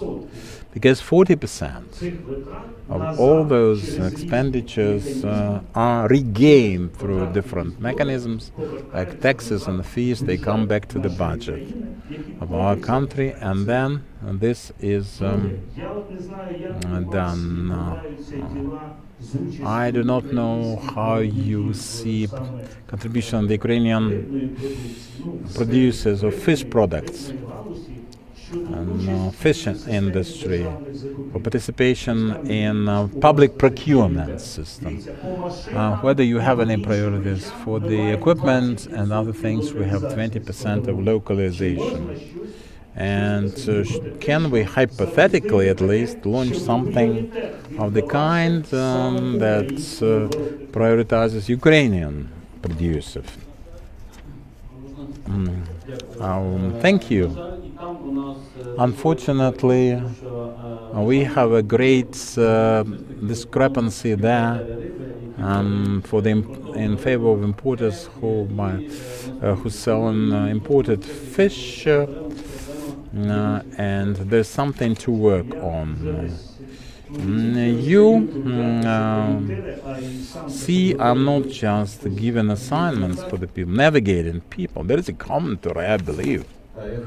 Yes, indeed. I would like to stress that importation of fish is actually our legacy. And we have to learn from the best practices, but also use our own. And once upon a time, there was understanding that we had bony fish, and in Belarus they started using mashed fish, which is easier to control in terms of bones, and they started some budgetary arrangements, the minced fish, and we can have the bony fishes, river fishes, which are native to our rivers. They're fresh. That is something that cannot be offered by importers, and you cannot use. We cannot do with this mashed fish or minced fish every day. Well, we are on the same side, it's good. 480 billion hryvnias, that's the public procurement scope. That's the best incentive I can think of for the Ukrainian producer. No better comes to my mind, but we have to work with the Ministry of Defense, with the Ministry of Education, and so forth, with the local communities, because they can also prioritize the Ukrainian producer. So in that respect, we have to proceed along the same lines. Now, incentivizing, providing motivation, new economic policies, and this program made in Ukraine, this lending facility 579, it's called. There are some. Are there any producers? Have you used this producer? Have you had any experience with it? So you're invited. You're welcome. 18 million hryvnias appropriated for the 579 initiative. If you don't know how to do that, we are now developing this pan-Ukrainian for every regional capital and district centers and Kam'янець-Подільський, that office made in Ukraine, and the producers can come and get all the necessary information.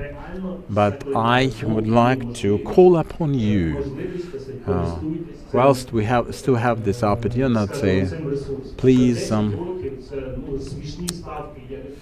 utilize this resource. 20 years for you to upgrade your principal assets. Now, 8 million for processing. Have you heard of that? Have you tried it already? Tried to get? Great. I think you are the most active participant. Yeah, you're doing well. You're doing right. I am from the economic bloc, as we call it.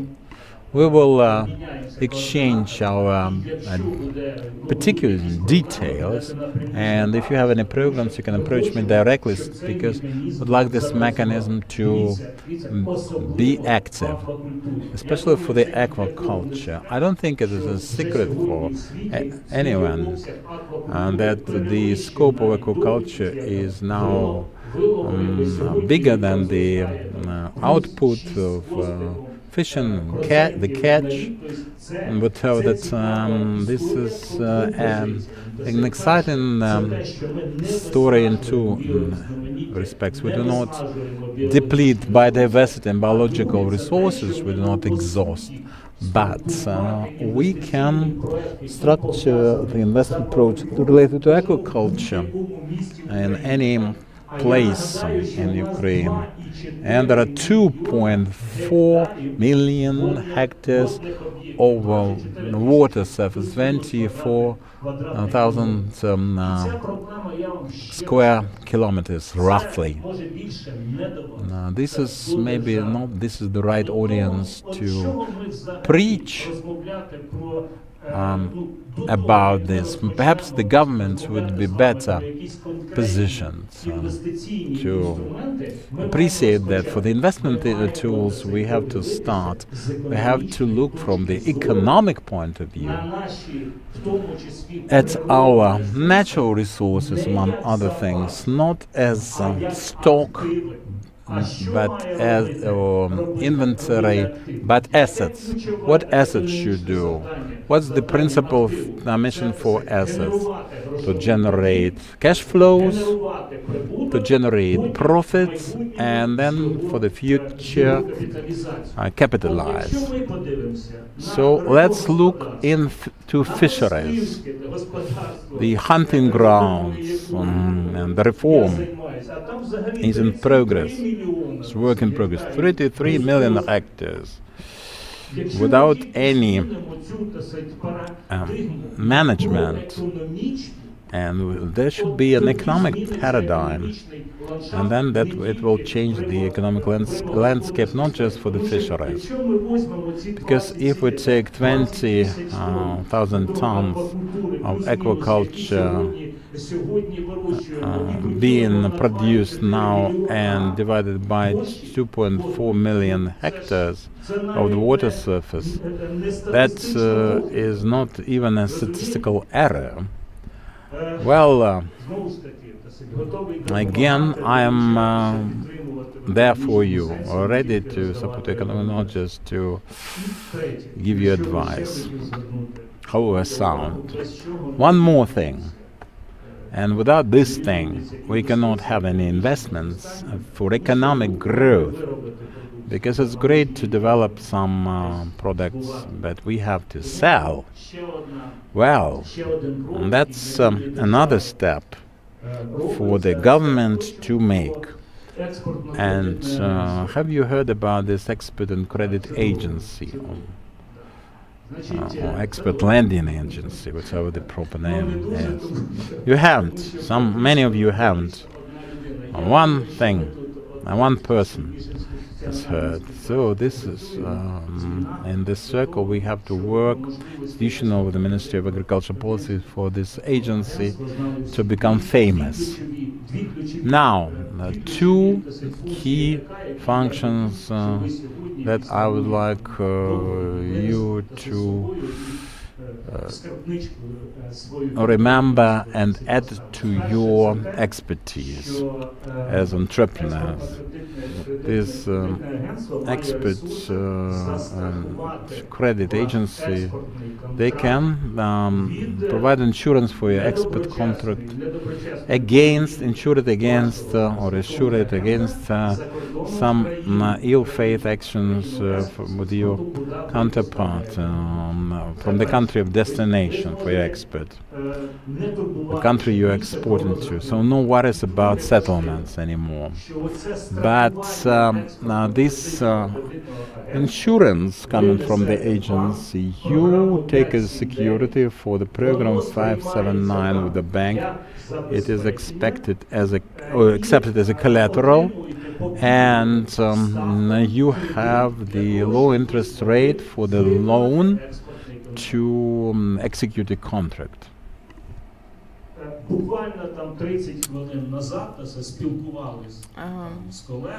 We have been discussing it maybe 30 minutes ago, and we agreed to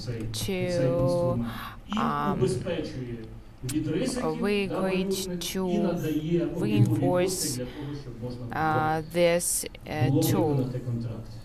So you could be aware about all the specific points of this agreement. I am very grateful. I want to thank you, everybody sitting here, because this reform and this topic are crucial for us. This income is very important for our state. There are some non-industrial territories. What does that mean? That means that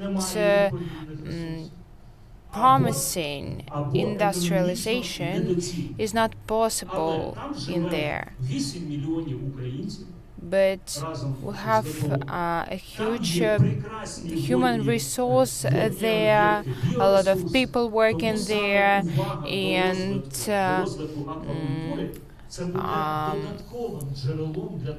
perfect bioresources. So we need to arrange it the way it could change the situation, and let's change our so-called depressive territories. Thank you, Igor. Do we have any questions from our audience? It's very interesting to listen to every one from our expertise team. My name is Yuri. I am journalist from the organization of the що сировинна держава не може бути багата. Якщо ми подивимось на країни Перської затоки, які торгують виключно нафтою, there are some дуже багаті країни. Друге, there is some prejudice. You say that 12 kilograms per year is just a very small amount of fish, but let's see what is going on in the United States. We see that they consume it per year themselves.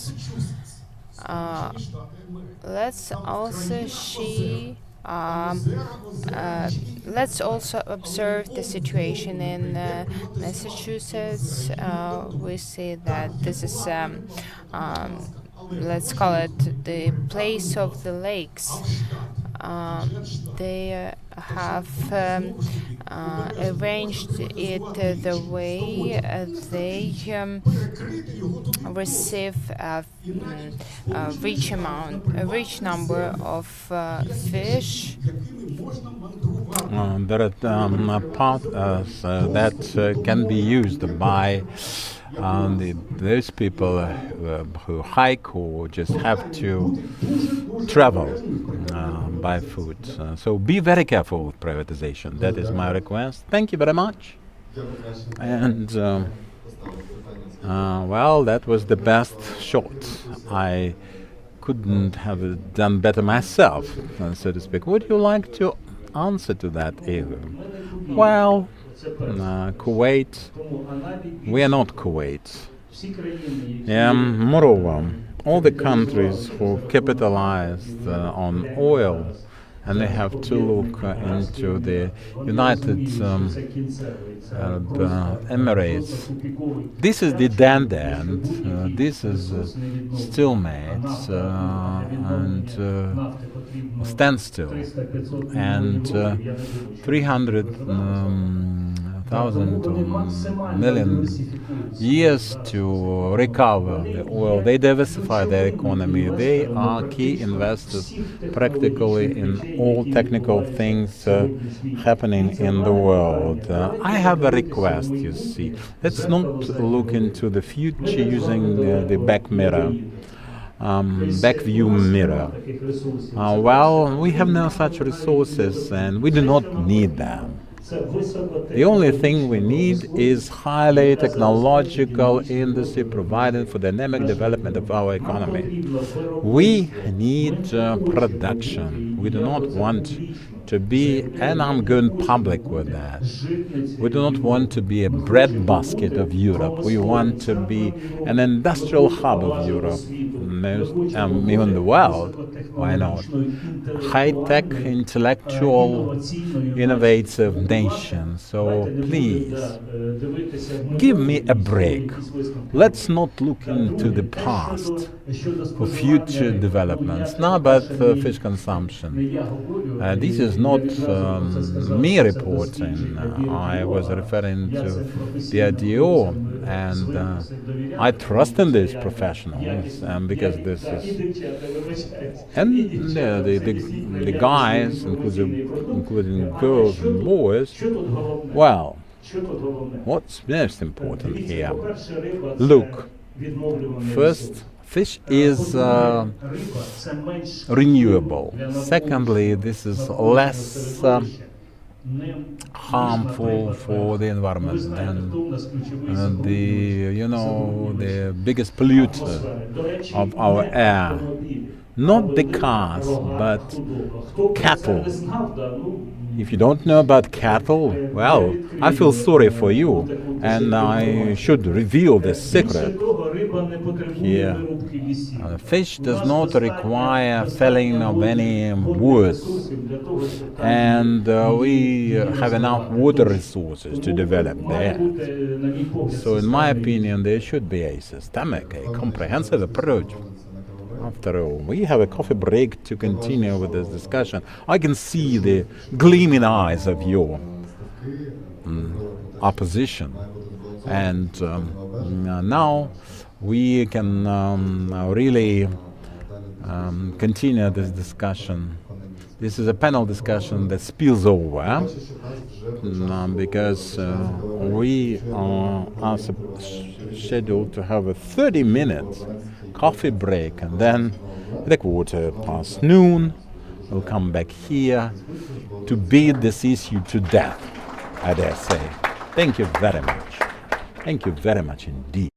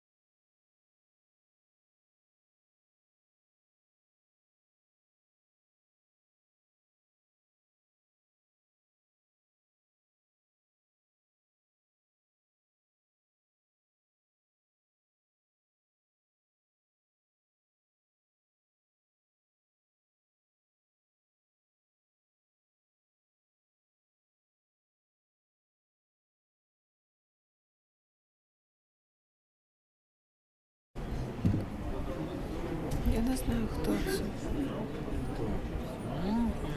Зараз скажу. Шановні пані і панове, ласкаво просимо на другу частину. Esteemed participants, let's continue and let's proceed to the second part of our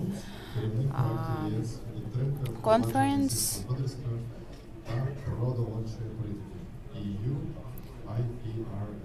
I'm reminding you that we are discussing here the common reform, fishery reform. I have my special guest here.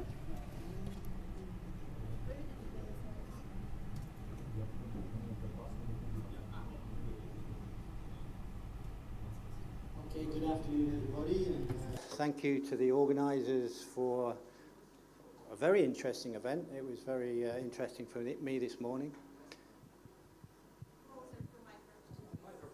Okay. I'm going to be very brief in my talk because I realise you don't have much time, but I'm team leader of the European Union's IPSA project, which has a component which is supporting the Ministry of Agrarian Policy and Food with the development and the implementation of its strategy, which was adopted, as you know, a few years ago,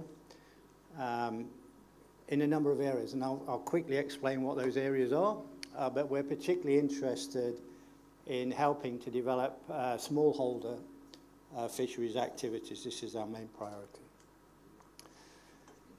We have four main activities on our project. The first one, as I said, is to support the implementation of the strategy adopted in 2023. And under that, there's two things which we are particularly focused on.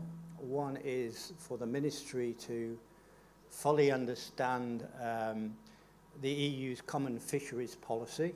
This is the common rules which apply to all EU member states, and as a potential EU member, then this is the fundamental document which needs to be adopted before you will be allowed to accede to the EU.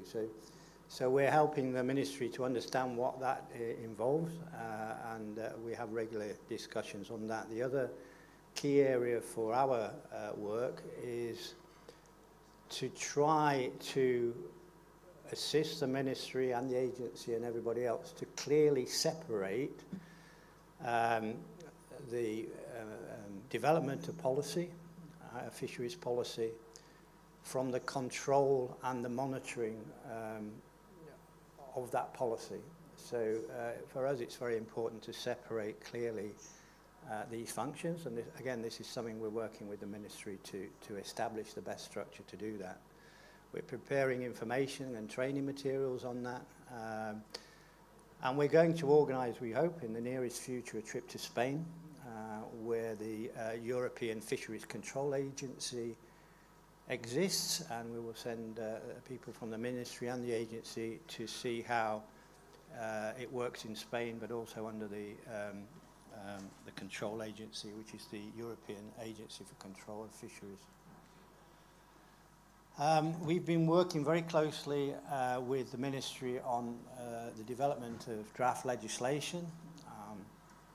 I guess you know most of these, but the ones that we're mainly focused on is to improving the state regulation in fisheries, monitoring of fishing vessels, e-fish, which we've heard a lot about this morning, which is a very interesting development.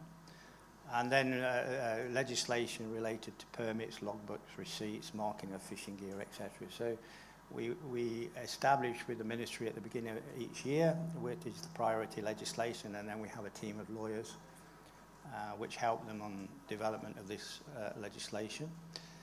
The second one is related to traceability of aquatic bioresources and products which are made from that. On aquaculture, we have a team working on the legal drafts and on fishing, industrial fishing and protection of aquatic bioresources, so that it's more in line with EU regulations. We conduct compliance checks, so when the laws are drafted, we check them against the relevant EU law. that is in place. And then we're also working on the law of Ukraine on research fisheries and scientific activities and data. So all the numbers of these laws, I'm sure I can provide you with, or our lawyers can provide you with if you're interested.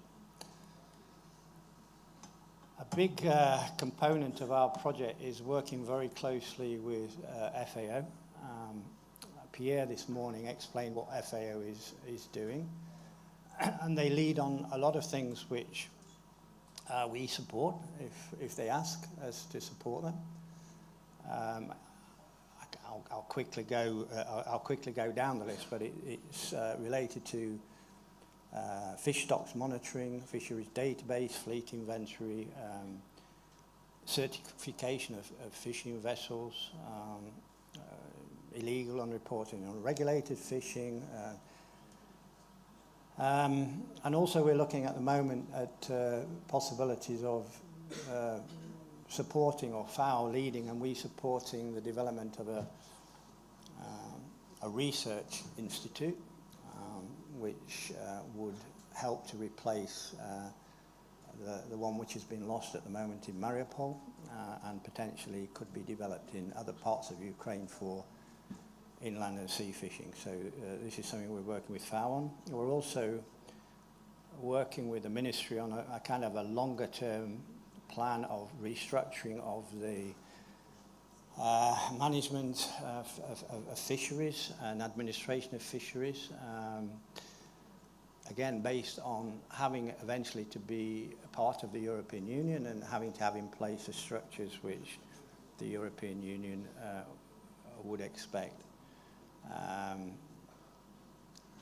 Supporting the involvement of Ukraine in the GFCM. I'm not going to say more about that because we had a speaker already talking about that.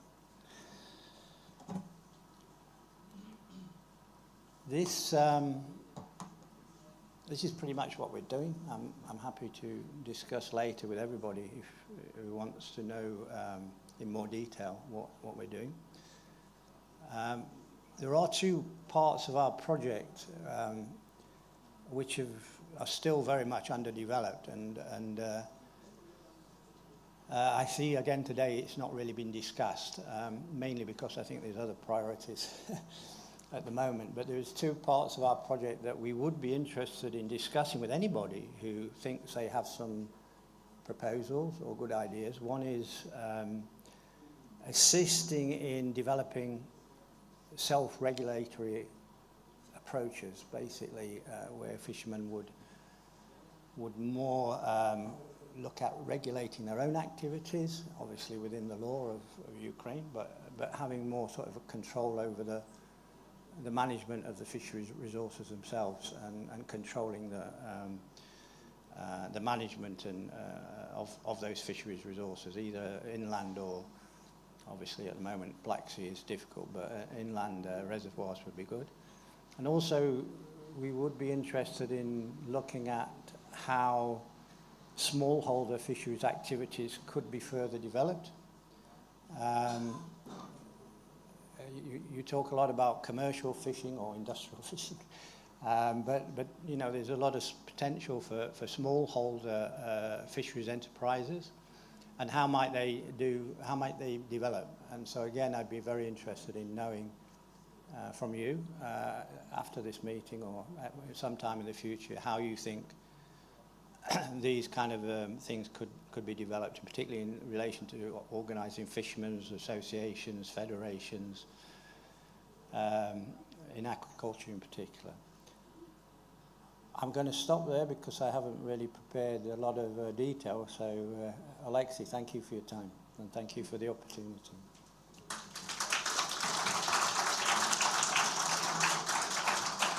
Thank you, John. Дякую. Thank you, John, and thanks to the European Union for the support provided in this reform as well. Now, Kęstutis Sadauskas, Deputy Director General of the European Commissioner for Maritime Affairs and Fishing. Thank you. Yes, hello, good afternoon. I hope you can hear me well. Yes. Well, ladies and gentlemen, it's a great pleasure to attend this event. Russia's military aggression against Ukraine in February 2022 has had devastating consequences for Ukraine, also in the fisheries and aquaculture sectors that are important for the local economy, but also for food security and food safety. Today, I will address an important matter, the reform of the Ukraine fishery sector, and what role can the European Union play in this essential process. The country adopted its fisheries strategy for the development of the sector until 2030, and that was done under the guidance of the European Commission. And with this framework in place, there is a good basis for alignment with European Union standards. I would like to congratulate Ukraine for its efforts in starting to align its legislation with European Union law, as some progress was made in this regard. But the development of the legislation should be accelerated, and administrative capacities substantially strengthened. To achieve this, a positive and effective working level dialogue is ongoing, and the European Commission appreciates Ukraine's active engagement. This open dialogue and coordination is very much appreciated at both political and technical levels.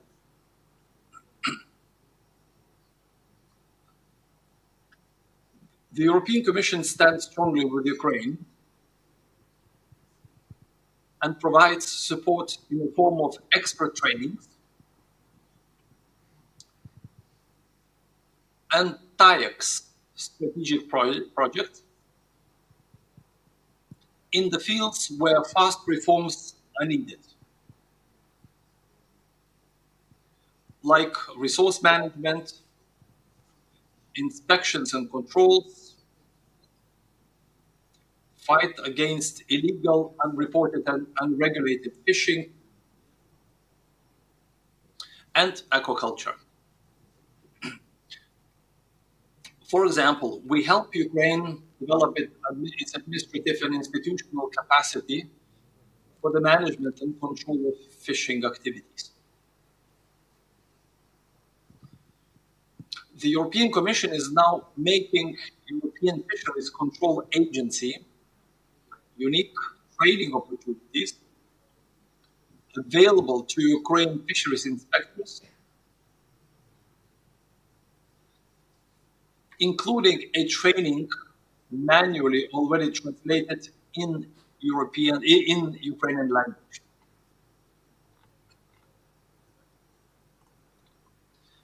By opening European Fisheries Control Agency's training platform to Ukrainian inspectors, we are going an extra mile to support Ukraine's capacity building efforts in the fisheries control and inspection area.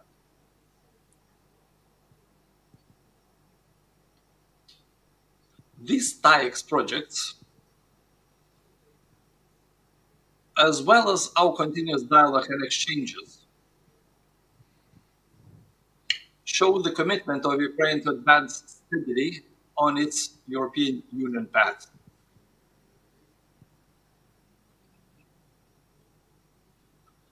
We have identified also the areas where additional work is needed, and we stand ready to give our guidance to improve the identified weaknesses of the sector. And these concern in particular, first, the implementation of the national strategy for the fisheries and aquaculture sectors, development until 2030.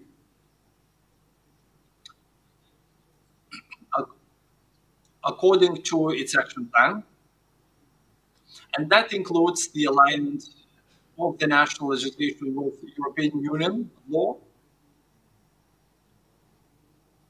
and adopt European Union common fisheries policy objectives and principles, including for resource management, inspections and controls, and to find illegal, unreported and unregulated fishing, IUU.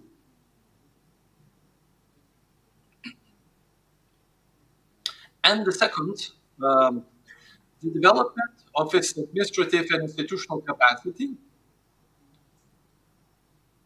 for the management and control of fishing activities, and launch the establishment of an independent fisheries control agency based on EU member states' best practices. I would like to take the opportunity of this event to underline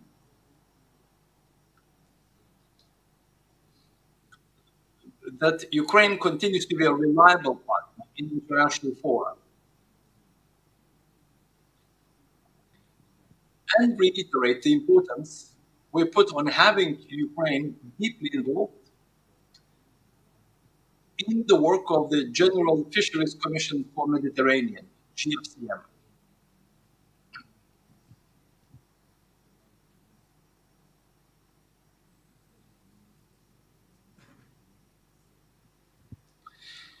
European Union is strongly supporting your accession to the GFCM.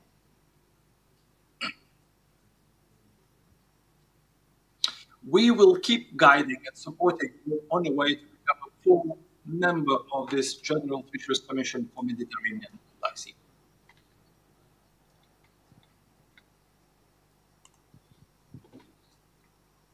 In addition, upon the request of the European Union, Ukraine has been clearly prioritized among the GFCM partners that should be receiving substantial technical assistance in fisheries and aquaculture.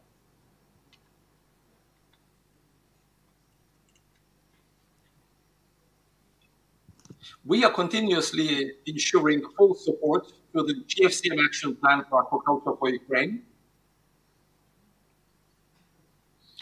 that aims to support local economy for food safety and security, funded by European Union grant.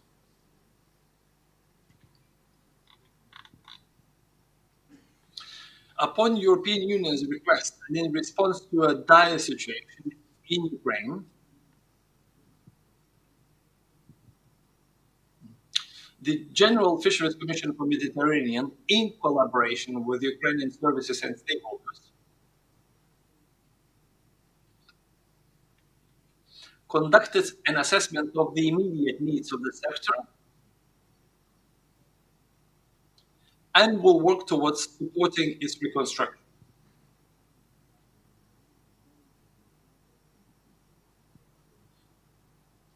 The GFCM, with the financial support from European Union through this General Fisheries Commission for Mediterranean,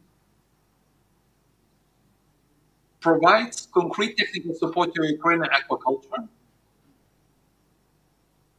to help the sector keep its breeding stock alive with specialized feed for salmons and sturgeons,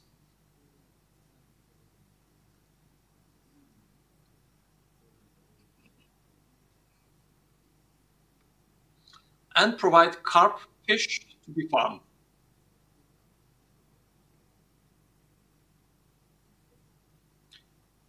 We hope that with these GFCM actions, we'll be able to help Ukraine to ensure food security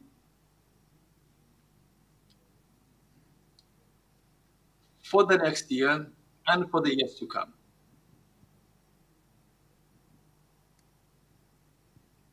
So coming to my final words, I would like to reaffirm our dedication to support you in reforming Ukraine fisheries and aquaculture sector so that you advance steadily on your path to European Union. Thank you.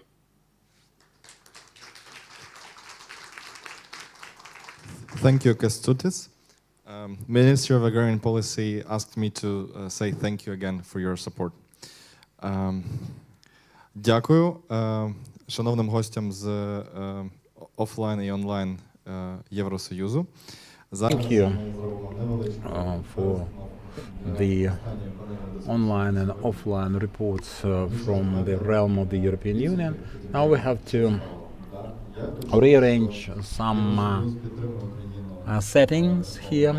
EU support Ukraine on our way to European accession, and in particular recovery of our fisheries industry. Our next step after getting all the capabilities to utilize them properly. And as soon as we get the opportunity, the government will accordingly communicate, report to the public and to the partners. Apart from the successes with the legislative developments, there are some areas. John reflected upon that and addressed the willing parties to join the hunt, so to speak. Smaller holders and the second also interest him, and John is still around. Contact him if you would like to discuss those issues. So we have here Klemenok from State Fishing Agencies, head of USAID, Digital Transformation Support Project. Sergey Bud, chairman of the board of JSC Prozora Prodigy. Volodymyr Forощuk, Public Unit Association of Fishery Farm Users of the Dnipro River and Dnipro region. Andriy Nelipa, president of all Ukrainian Fishing Association, Media Fishermen of Ukraine.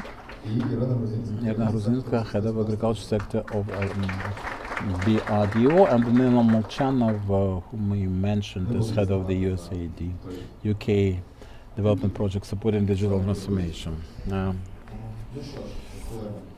His name was mentioned at the beginning. We have discussed the aquaculture and slides about industrial fishing, and we are going to discuss industrial fishing here, industrial fishing and amateur fishing. And the first question I would like to put to Igor is this. Let me ask you whether I can approach this from that side. Why the emphasis of reform is on industrial fisheries, industrial fishing? Is it so, and if so, then why?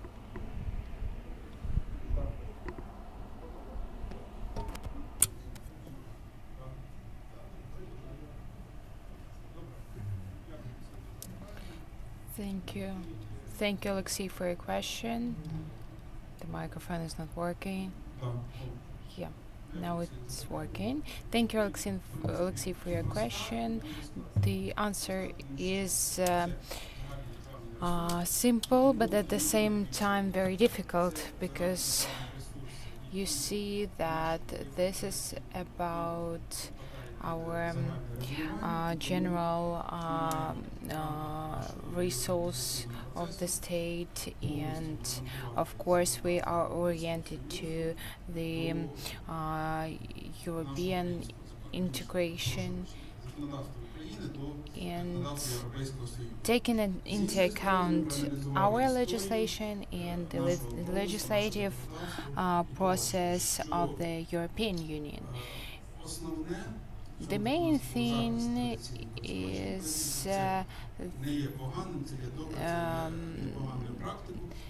is that we have to defend the users, and we have to help our business operators to join the market. And we see that the number of users is extremely low today, even though I can mention such a number as being 20 numbers. This is about the number of the users that have just started operating and working on the industry.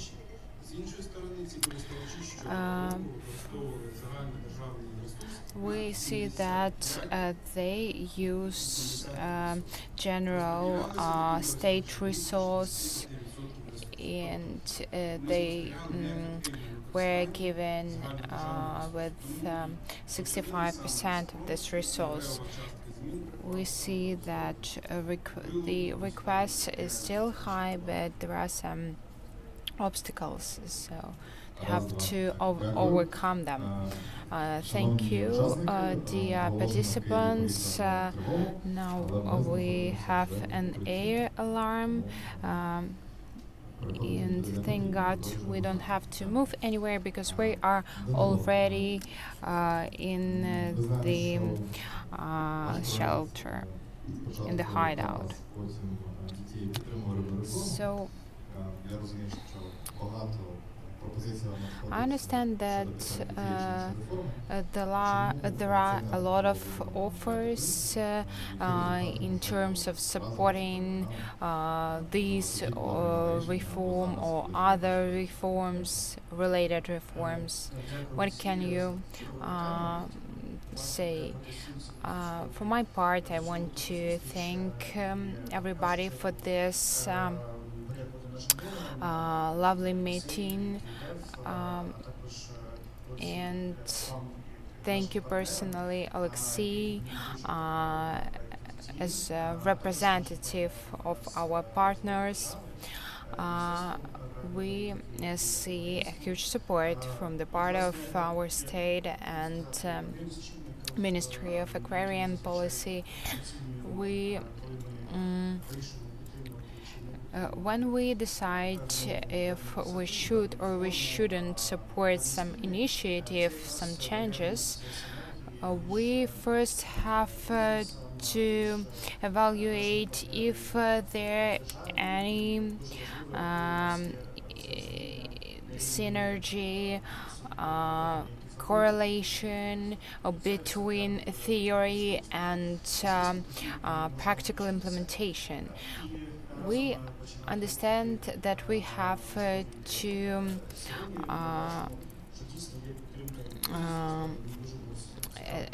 involve our task, our working group. We see that digital tools that we can use now, this is really impressive. But let's remember that we should not digitalize something just for sake of digitalization. This is not the main idea. There is another factor that attracted our attention. We understand that there is a huge budget, from 6 to 8 billions per year. We either can make money there or just waste them if we don't know how the market works, and we just have to remember that we need to improve the situation and to overcome current obstacles and current issues.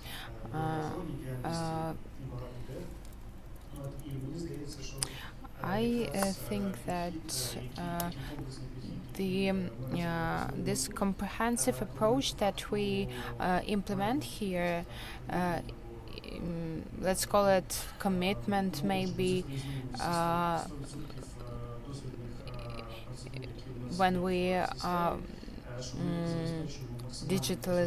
when we digitalize every link in this field,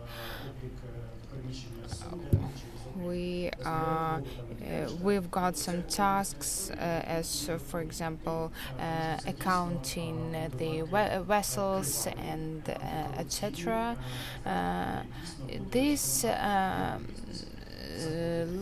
leads to the transparent, untraditional for us approach, and recently,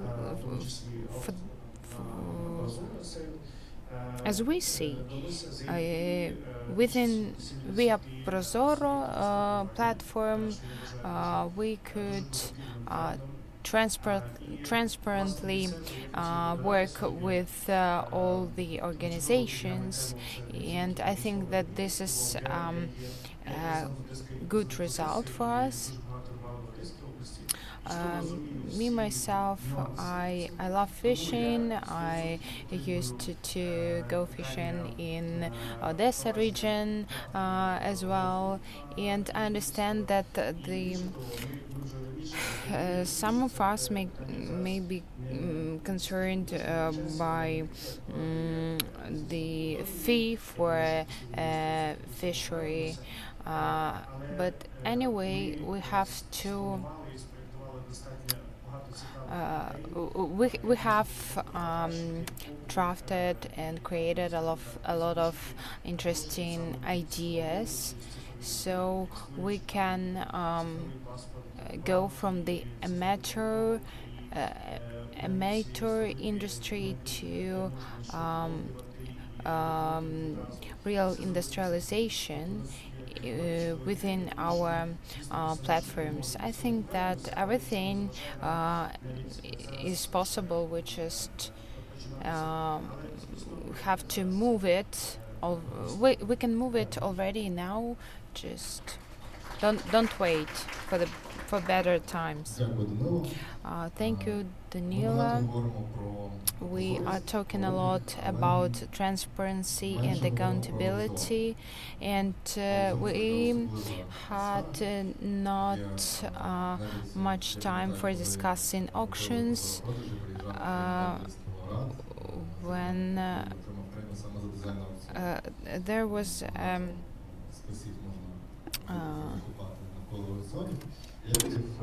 we can break many spears around the auctions, and almost 100 million permits sold at the auctions for industrial fishing, commercial fishing. And there are many markets. Is it much? Is it not so much? What kind of developments we have? Maybe you can share some auction-related figures with us. Thank you, Alexis. Good afternoon. I'm from Prozoro Prodigy, JSC, and actually an enterprise for the Ministry of Economy, at the Ministry of Economy. But our mission is to convert state-owned property into private assets, first of all, for businesses to get the resource for their own economic activities. And we've been around for almost 7 years now. There is a whole set of markets, let's say, or types of property available.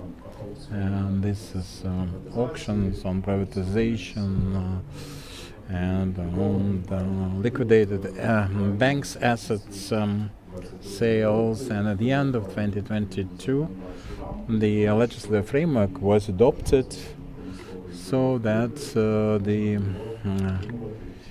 permits for commercial fishing can be obtained through the auction. This is another venue. This is another marketplace, let's say, for any willing party, private or otherwise, to be able to, a private individual or a business to come, to register, to participate in the auctions and get the assets that they wish for. Is it much? Is it a little? Well, against the backdrop of the sales that we have after 7 years of our operations, and that is about 80 billion hryvnias. Well, perhaps this doesn't sound as much, but we have to take into account that what is important here is that business community received this, obtained this excellent opportunity without any hidden cost, any other irrelevant action that does not fall under the regulation, to get the important resources.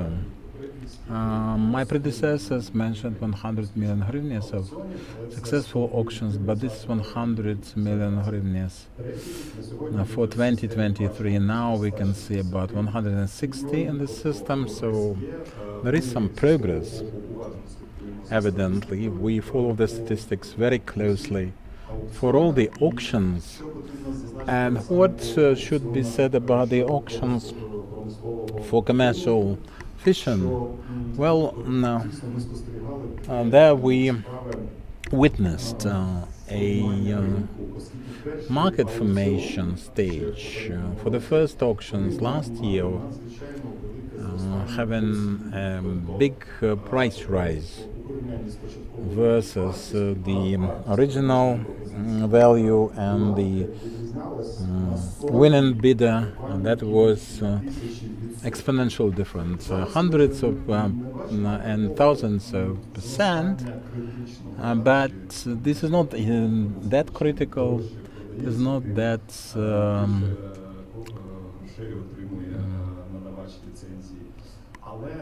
impressive anymore, maybe not that big, because we have already created a marketplace based on statistics and the auctions. We created some steady sectoral indicators that can serve as a basis for proper functioning of the market, regular functioning, let's say. Well, speaking of not just of cash, but participants, about 200 business entities or participants or bidders who have received their permits, and Alexis discussed with the previous panel. It was a question whether intercontinental hotel buy any fish. Among the bidders, we can see a big network, big franchise of restaurants, and it's not just about producers coming to the auctions or enterprises specializing in this particular field, but also the enterprises which are, let's say, adjacent, somehow related, but they're at up the chain of processing. And as of now, let me remind you that it was February 2023 when we started electronic auctions. The interest is growing to this market. You can see that on the average we have about 3 bidders. This is more than the average for Prozoro Protege. At some auctions we had 10 to 15 bidders. So we are very hopeful that this will develop further, and that will add some kind of momentum for digitalization, better access to the market, to the assets, and generally speaking, to revival economic activities in our country. Thank you very much for your attention. Thank you, Sergey, for elaborating on this question.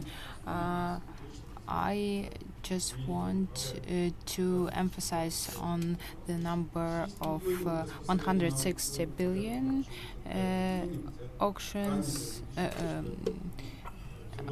made on the auctions. Yes, I think that this is a very successful number, and these examples are very interested in this. Maybe first participants who came to the first auctions, they overpaid a little, but anyway, we can just thank them for such a good start. I would ask our expert Volodymyr about electronic auctions. How do they actually work? Who were the first participants, and did they overpay? So the question, what's the issue?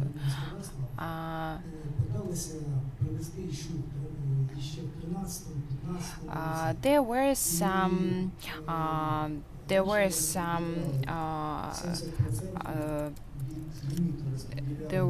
attempts to implement such a reform in 2013, but they failed afterwards. Then in 2017 also there were some attempts to improve fishery industry and to implement some changes. We see that they failed again, unfortunately,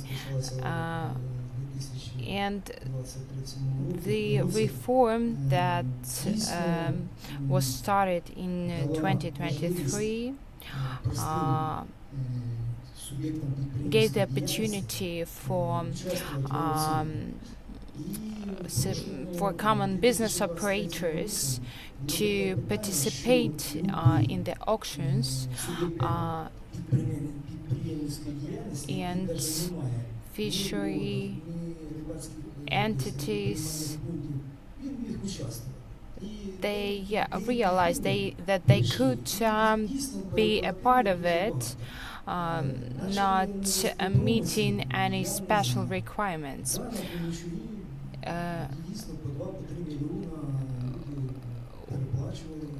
We see that, for example, in Kremenchuk region, there were some overpayments given, like 2 or 3 million of hryvnias. Of course, everything comes with experience, and afterwards we see how the auctions go in reality. We see that using Ye-Ryba, Ye-Fish platform,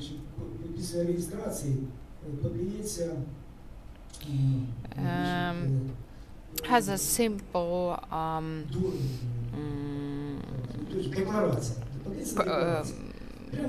offers you some steps. You have to go through them. For example, first of all, you have to register yourself, to apply, to submit an application, and then you will be a part of this auction. It's very interesting. We saw that indeed you can find your you can find your future partners. You can bet there, and within this scheme, there is no such a component as corruption, because legal bodies, government does not interfere with business operators, let's say.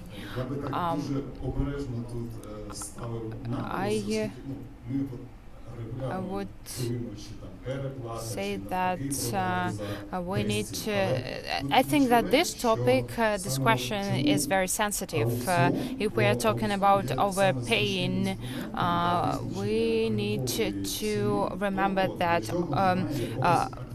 the auctions themselves, they are indicators of the market. They help us to understand the value on the market, the price,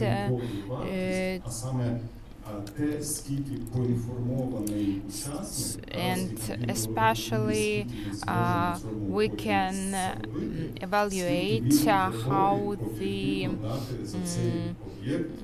entrepreneurs are aware of the new rules.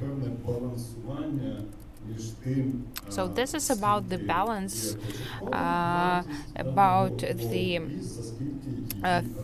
first market cost and the end price. Yes, we have started this sensitive topic indeed, and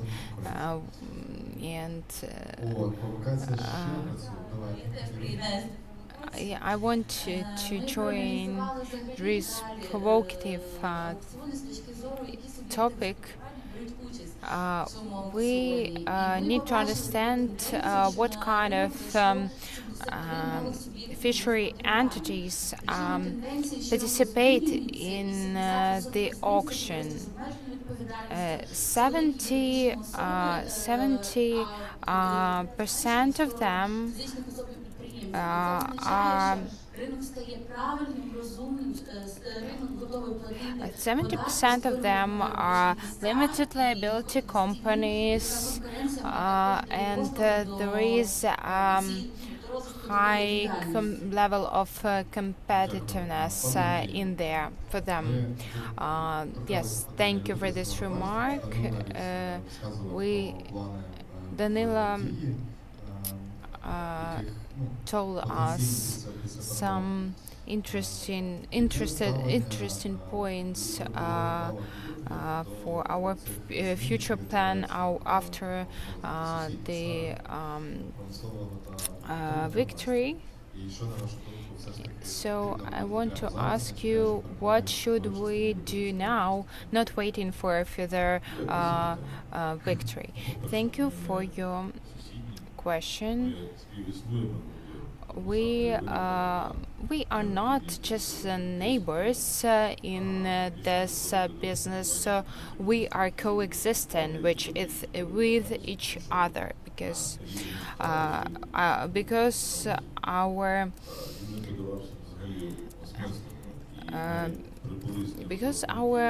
reservoirs coexist, and we received information in some opening sources, we have experienced some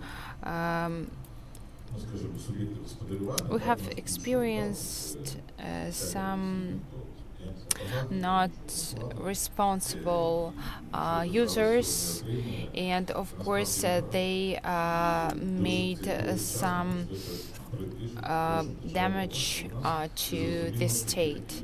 So we understand that there are some people who can get these resources.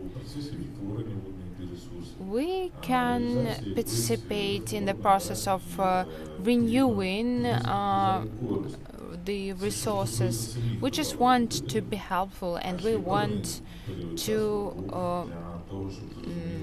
make everything in the right way. There are some different kinds of fishing. It can relate to sport. Amateurs can also fish. And we need to understand that everywhere it should be paid for the opportunities. It's a huge complex of new norms that should be implemented, because we see how our partners do this in the United States, in European countries. Our fishery entities, they are skeptical about it. They do not understand why they should pay these taxes and so on. But I think that this is for the best, because this is about monitoring and verification. We need to exist in the balanced development, and this gives huge amount of opportunities for our business operators.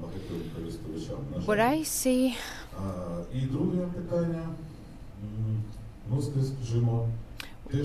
I would also mention that we have to take into account sustainability as well, and we have to work towards this direction, because sustainability is one of the chairs where we should sit while implementing new strategies. We can exaggerate the resources,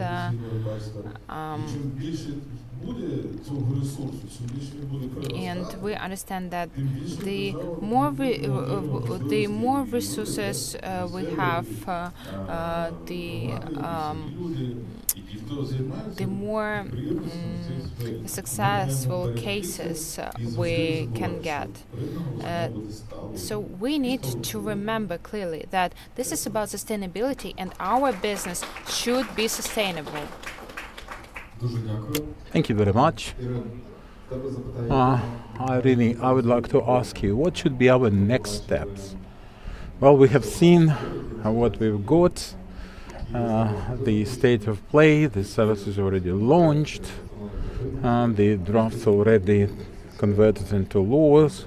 But what kind of prospects can you enlighten us about? We have seen some problems, and science is one of the challenges. We have to pay careful attention to that. We introduced digitalization, auctions, reforms galore, but science and research and development are very important for planning of our business activities and well, any kind of arrangement. So with our European partners, our colleagues and experts, we have to develop this, and this is related to European integration and the data accumulation that should be all open for state and business, and they have to be recoverable, renewable, how much we can use. Some resources perhaps are scarce enough for us to refrain from using them for a while at least. We have to introduce new digital toolkit. This is our traceability, which is very important for our and difficult to achieve at the same time, but there's no other way to go. This is electronic PTN, the traceability draft. We have to trace all the resources and aquaculture, all the products related to it, and export, import, and everything else. And we have to introduce the conformity certificates. We had to be able to present to avoid IUU. And what is also important and challenging is the interplay with other state agencies, governmental agencies. This is the consumer service for products and consumers. And we have to integrate into this sphere and exchange the data and have no business pressure, unnecessary burden for businesses, complicating things for them unnecessarily. We have to improve the system to cut through the red tapes, to make it all easy going, listen to the business, take heed of their reports, and together we will hear each other and we'll have a great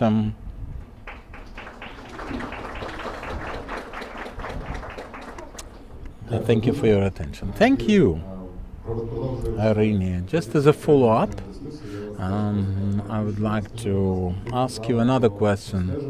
You discussed traceability, all sorts of procedures.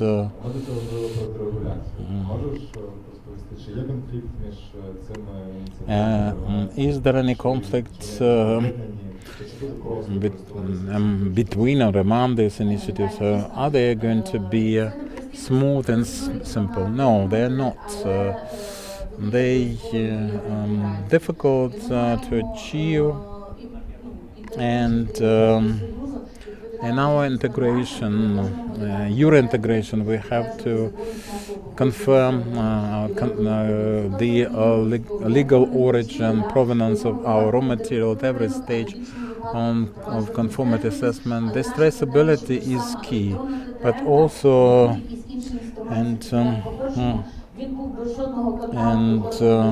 this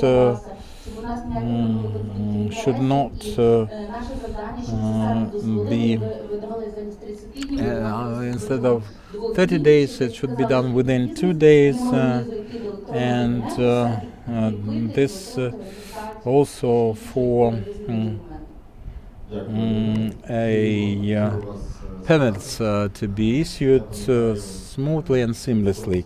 I remember Mr. Chernomorov's instructions early in the morning. He was speaking on behalf of the committee and discussed 4 items. 3 of them we have already finalized, but there is this 4th one. He mentioned some problems with Steer G.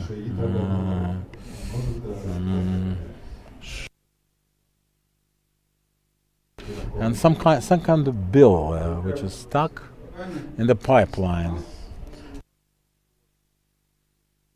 We discussed the aquaculture during our panel discussion, but we have something in the middle.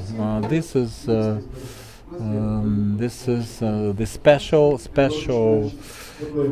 entities. That's the Dnieper River, basically, and those entities are used for fisheries. But according to our legislation, such water bodies cannot be rented or leased. And we have hundreds of such water bodies. So since 2014, we've introduced this special commodity fishery or fishing entity, and we use a different mode of operation, special mode. That's why it is called special, and it is used not for some kind of lease but for fishing specifically, with the stalking, feeding, fattening for the fish, and then commercial operations related to sales. And that's been all right for years now, and they had the second or the third position for bioresources, for access. But there is a different problem, and where the legislation can be used. This is the, even if the Ministry of Justice have examined and catered the Ministry of Justice and the General Prosecutor's Office, any kind of operations related to water resources should be regulated by the law. And 7119, and that is regulated this way specifically. So that draft is about lease of the special ponds and the special entity. Well, as a notion, it is not really customary, but this is all about investment and the right to invest, to lease, and use that kind of water body has to be regulated. And the last question, we're going to close this, but we have I've been listening very carefully, and as this active participant, I would like to suggest that we have the necessary reflections and listen to the questions. You were I saw your reaction, which was very vivid indeed. So a question or a comment, I think that was something. There was something being generated. National Association of Aquaculture Producers and in commercial fishing. It so happened that among the 70 companies,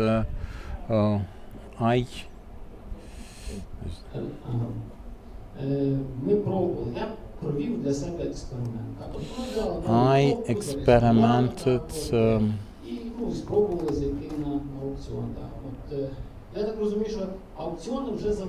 and the auction stopped, and more than 60 million, 160 million we cannot make. The auctions are to be continued, and this is all about implementing 100% of this scope. The auctions are great, the auctions are good, and we have to admit that this e-fish system is multifunctional, but there are lots of functionalities. There should be a boat, there should be a paper-based request or application to make collaboration and to your agency. Then 2 weeks later, somebody presses the button, hopefully, and my boat is in the system. So I understand that this is something that requires improvement, communication. There's no input, unfortunately. Yeah, all right. So That's the mic. They're trying to impede my discussion with this mic being out of order. There are no crazy bits. Anyone, two or three, some kind of easy riders or raiders who would like to get all the lots from the regular fishermen, and this is all the people pay. This is a buyout. This is corruption, but it's sort of legalized. So the fishermen who are traditionally involved, you have this much, I have that much. So we add 1,000 hryvnias, and this is a formal thing, the auction, but we understand that there is some kind of collaboration, and the community of fishers is strong, is great. They can come to terms and dictate the rules, I suppose. Well, this process, we got the permit, now some logbook should be filled out, and we had a lot for 20,000 as an investor, as an entrepreneur, I cannot make any money there, I realize that much. So 20,000 hryvnias and not very precious fish, very 2 or 3 tons,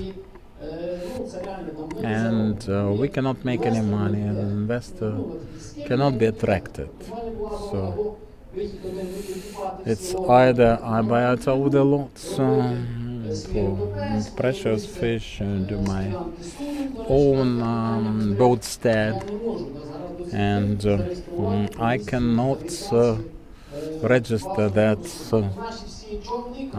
and all our boats at Telegula, they are all registered at Koblivo. They should have their berth elsewhere. Well, you should take this into account, because presently state administration, they don't know how to do that, how to deal with that. That's what I can see. Auctions are great. The only way out, though, I can see is for self-regulation.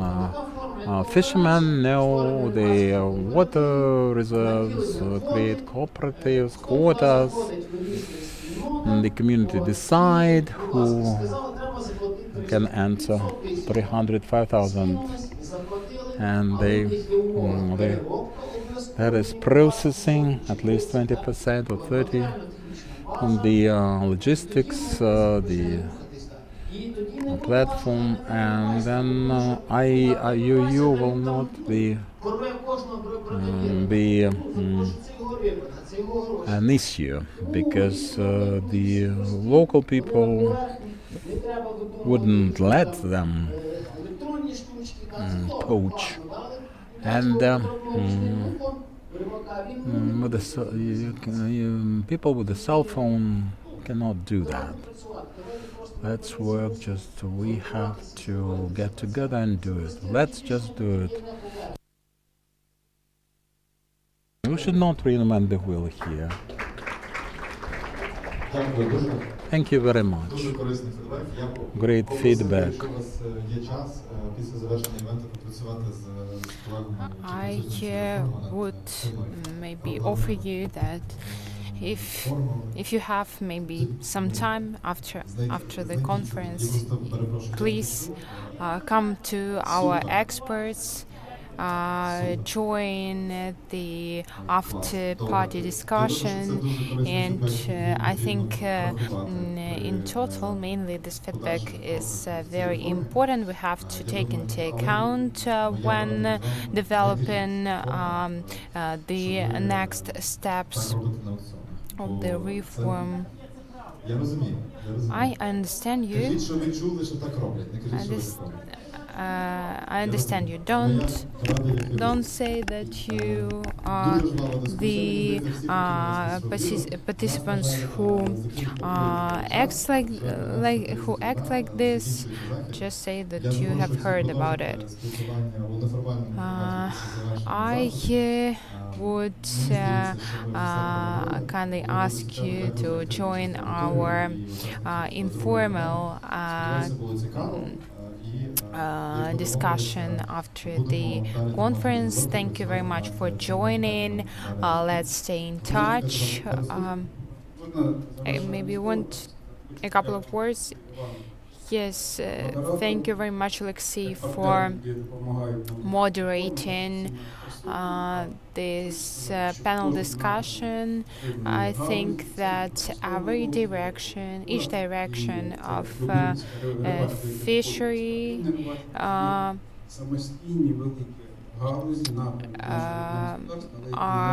some big fields that have to be taken into account, and the reform should be convenient and clear for all of the links. Thank you very much. Thank you our partners USAID and FAO for supporting.